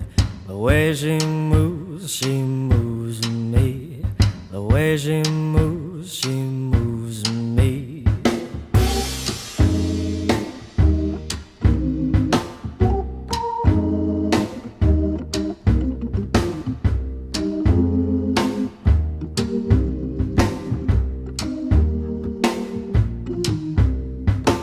She moves and flips her hair like a silent dancer in the midnight square.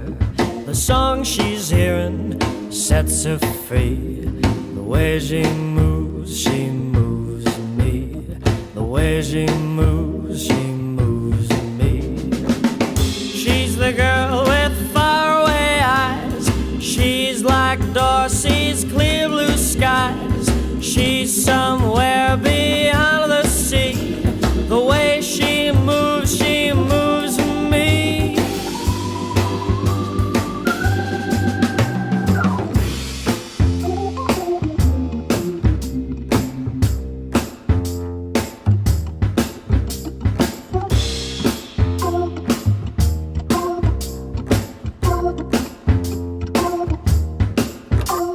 The way she moves right through the town, the world just stops spinning around. Hold my breath, what do I see? The way she moves me. The way she moves me. She's the girl with faraway eyes. She's like Dorsey's clear blue skies. She's somewhere beyond that sea. The way she moves me.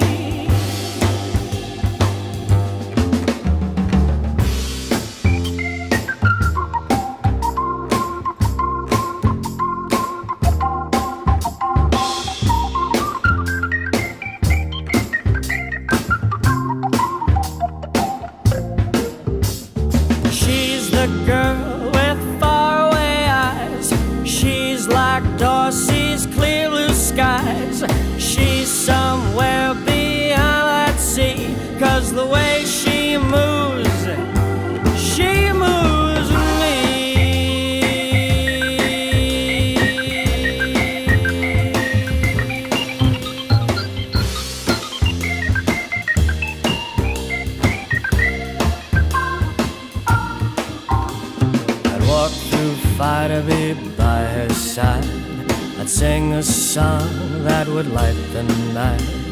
I'd give my heart to be so free, 'cause the way she moves me.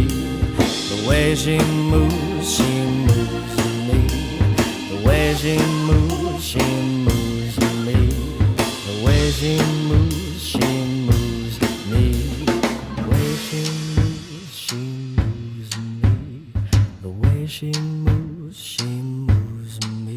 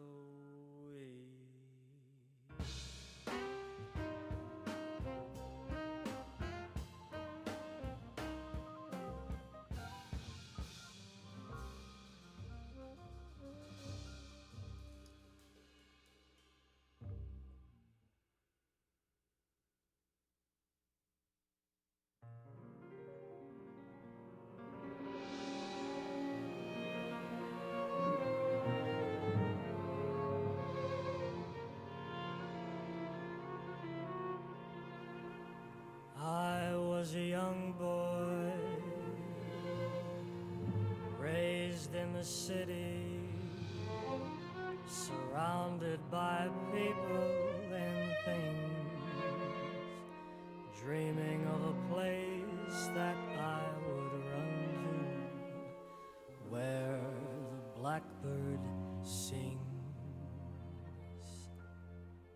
At first I heard the music, and then I saw their dancing. Over my ceiling it rised, the place waiting deep in my eyes, where the blackbird sings.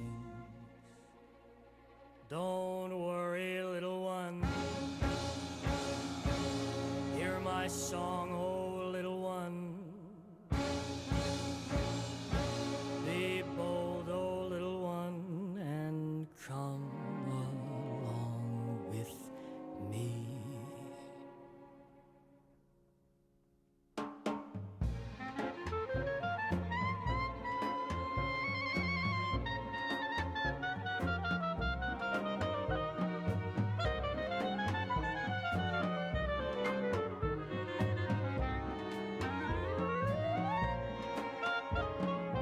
Now that I'm older, it's all just a memory. But oh, what a memory it brings. Dreaming of that place that I would run to, where the blackbird sings. I still can hear the music, I still can see the dancing. But I've traded my ceiling for skies, to the place where all beauty resides, where the blackbird sings. Don't worry, little one, hear my song, oh little one. Be bold, oh little one, and come along with me, where the blackbird sings.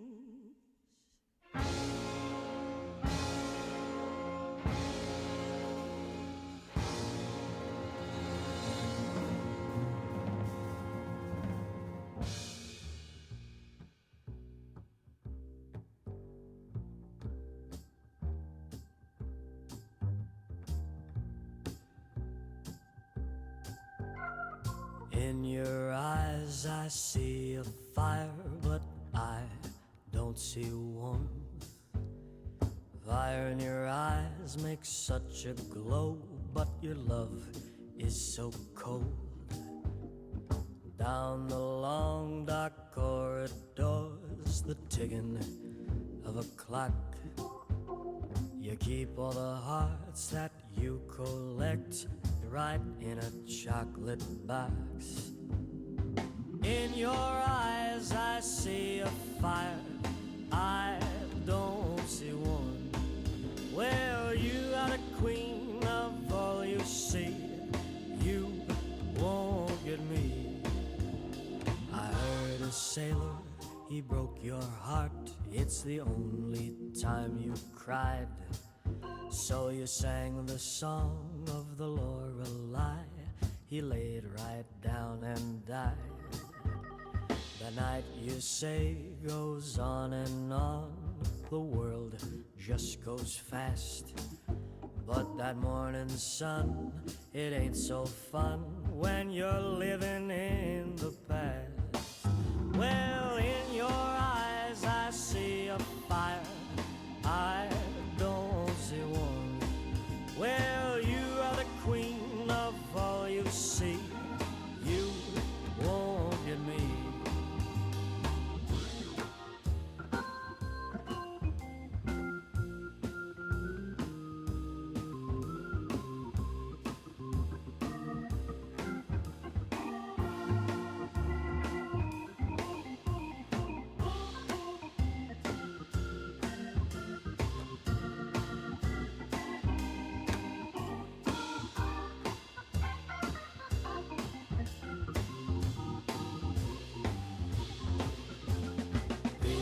say I'm a lucky man to have you by my side, but I know how it all goes down when you're taken for a ride. So let's play a game of 21. You've got the red king and that queen, but the ace of hearts just took my part. She's waiting up my sleeve, 'cause in your eyes I see a fire I don't see one. Well, you are the queen of all you see. You won't get me. No, you don't get me. No, you won't get me.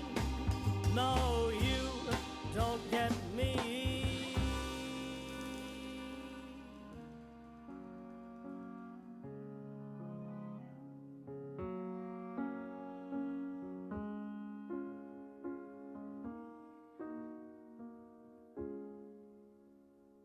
Have you been to Sintra or to Dundee? Have you been to Paris or to Rome? Well, I have, but what I want to see are all those people way back home. She said, have you been to London or to Cairo? Have you sailed the Nile on your own? Well, I have, but what I want to do is see those faces way back home. Her smile was like a smile right from a painting, and she looked just like a rare piece of art. So her hand I held so tight,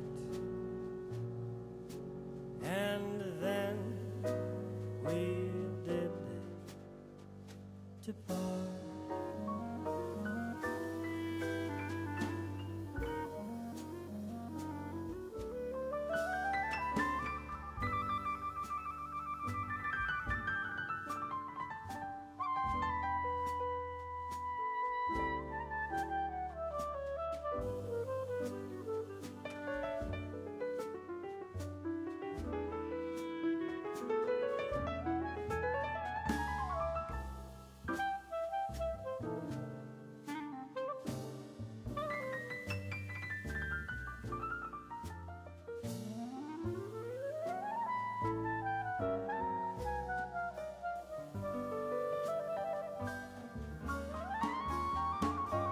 So she traveled back to her family,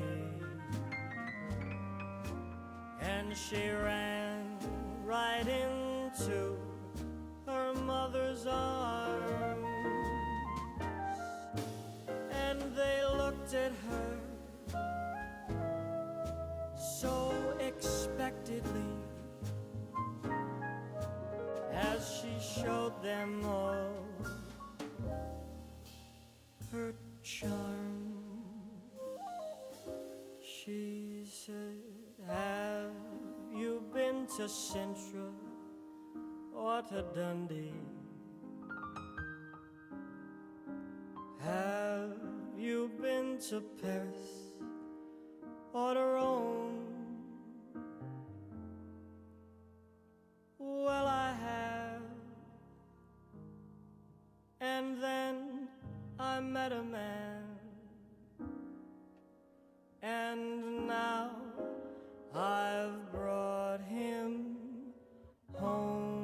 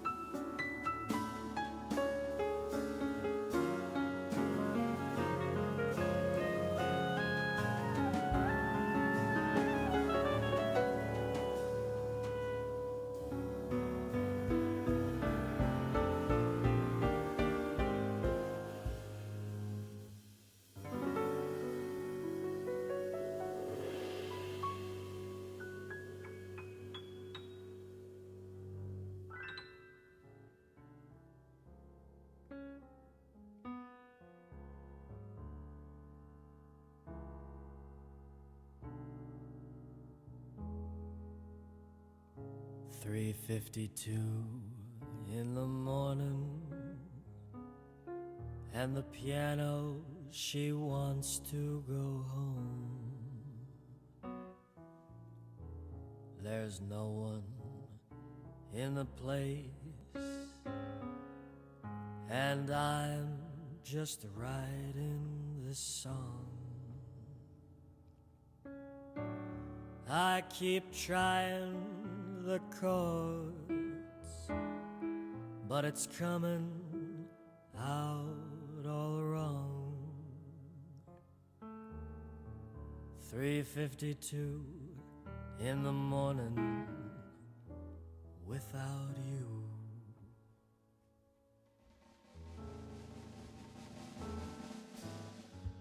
$3:52 in the morning, and the band have said goodbye. Didn't make no money, but man, we really tried. And I sang every song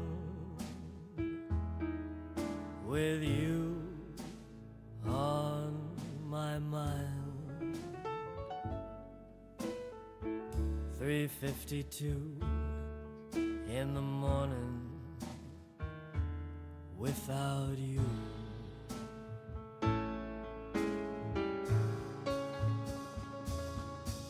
If I could just see you,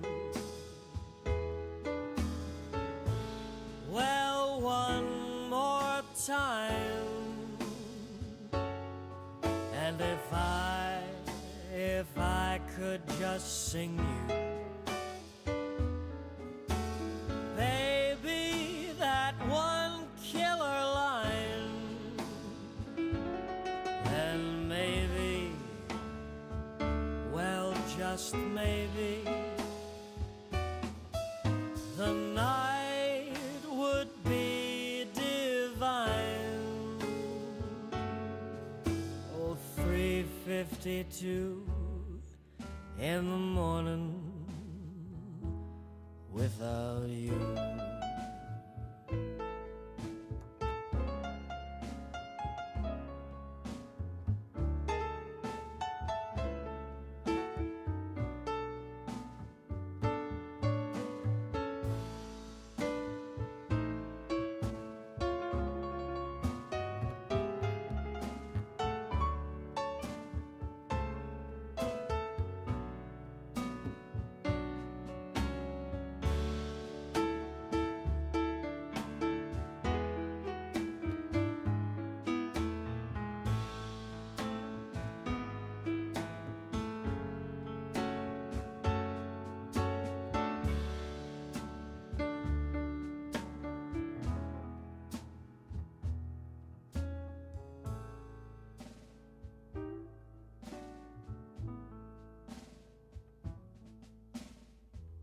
$3:52 in the morning,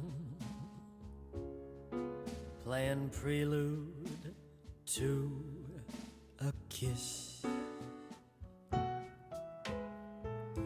and I'm just thinking that there's gotta be more than this. That whiskey keeps on saying there's someone I really miss. Oh, 3:52 in the morning without you.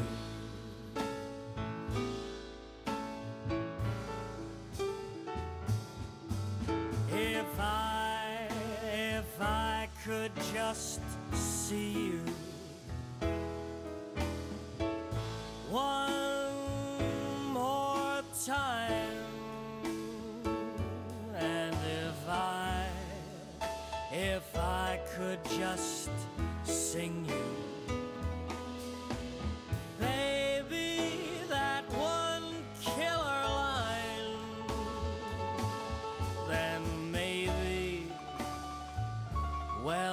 just maybe the night would be divine. Oh, 3:52 in the morning without you.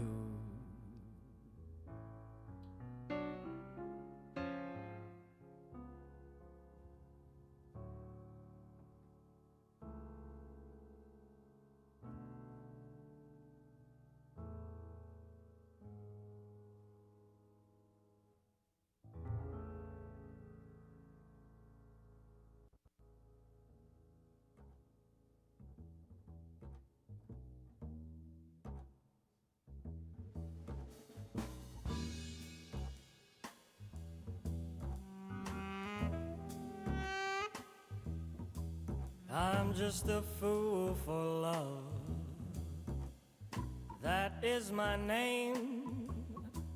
I've been to school about love. That is my game. And though I've been taught that nothing is for naught, it all remains the same. 'Cause all else above, I'm just a fool for love.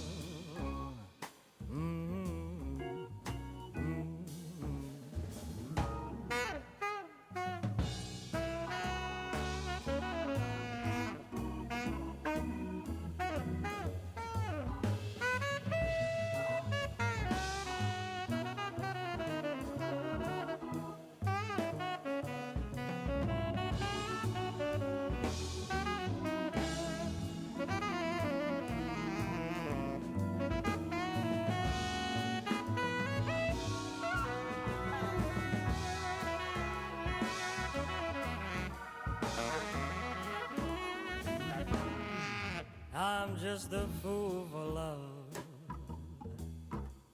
There's no one to blame. I've got one rule about love. Well, you can't feel shame. 'Cause I've been downhearted, back right where I started, out there walking in the rain. When push comes to shove, I'm just a fool for love.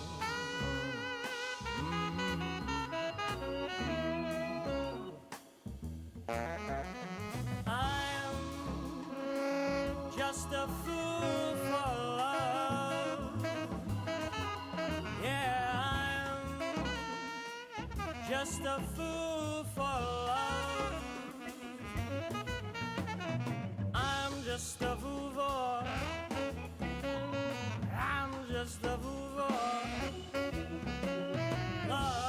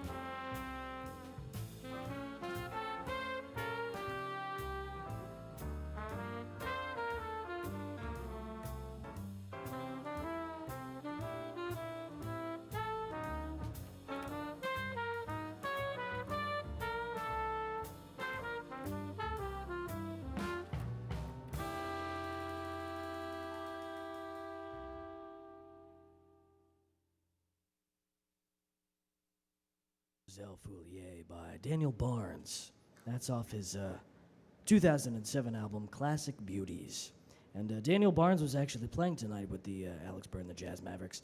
He's a wonderful drummer. He's one of the best in town. And you should definitely check out more of his music. Thank you very much for joining us. I hope you have a very happy 2022. My name is Wolfman Jack. Good night.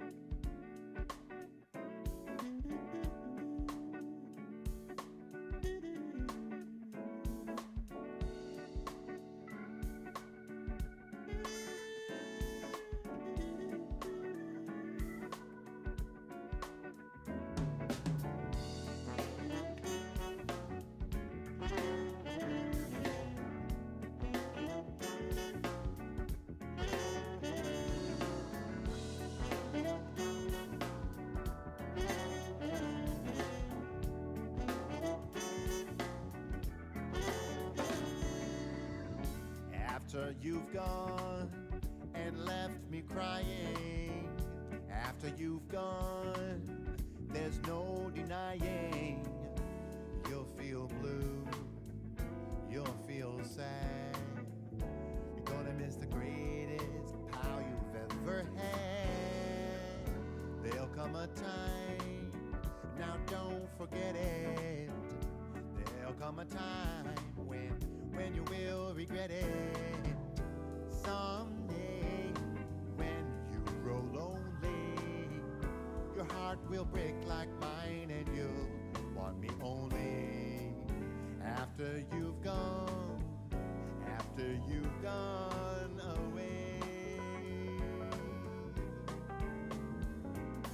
After I've gone, after we break up, after I've gone, you're gonna wake up.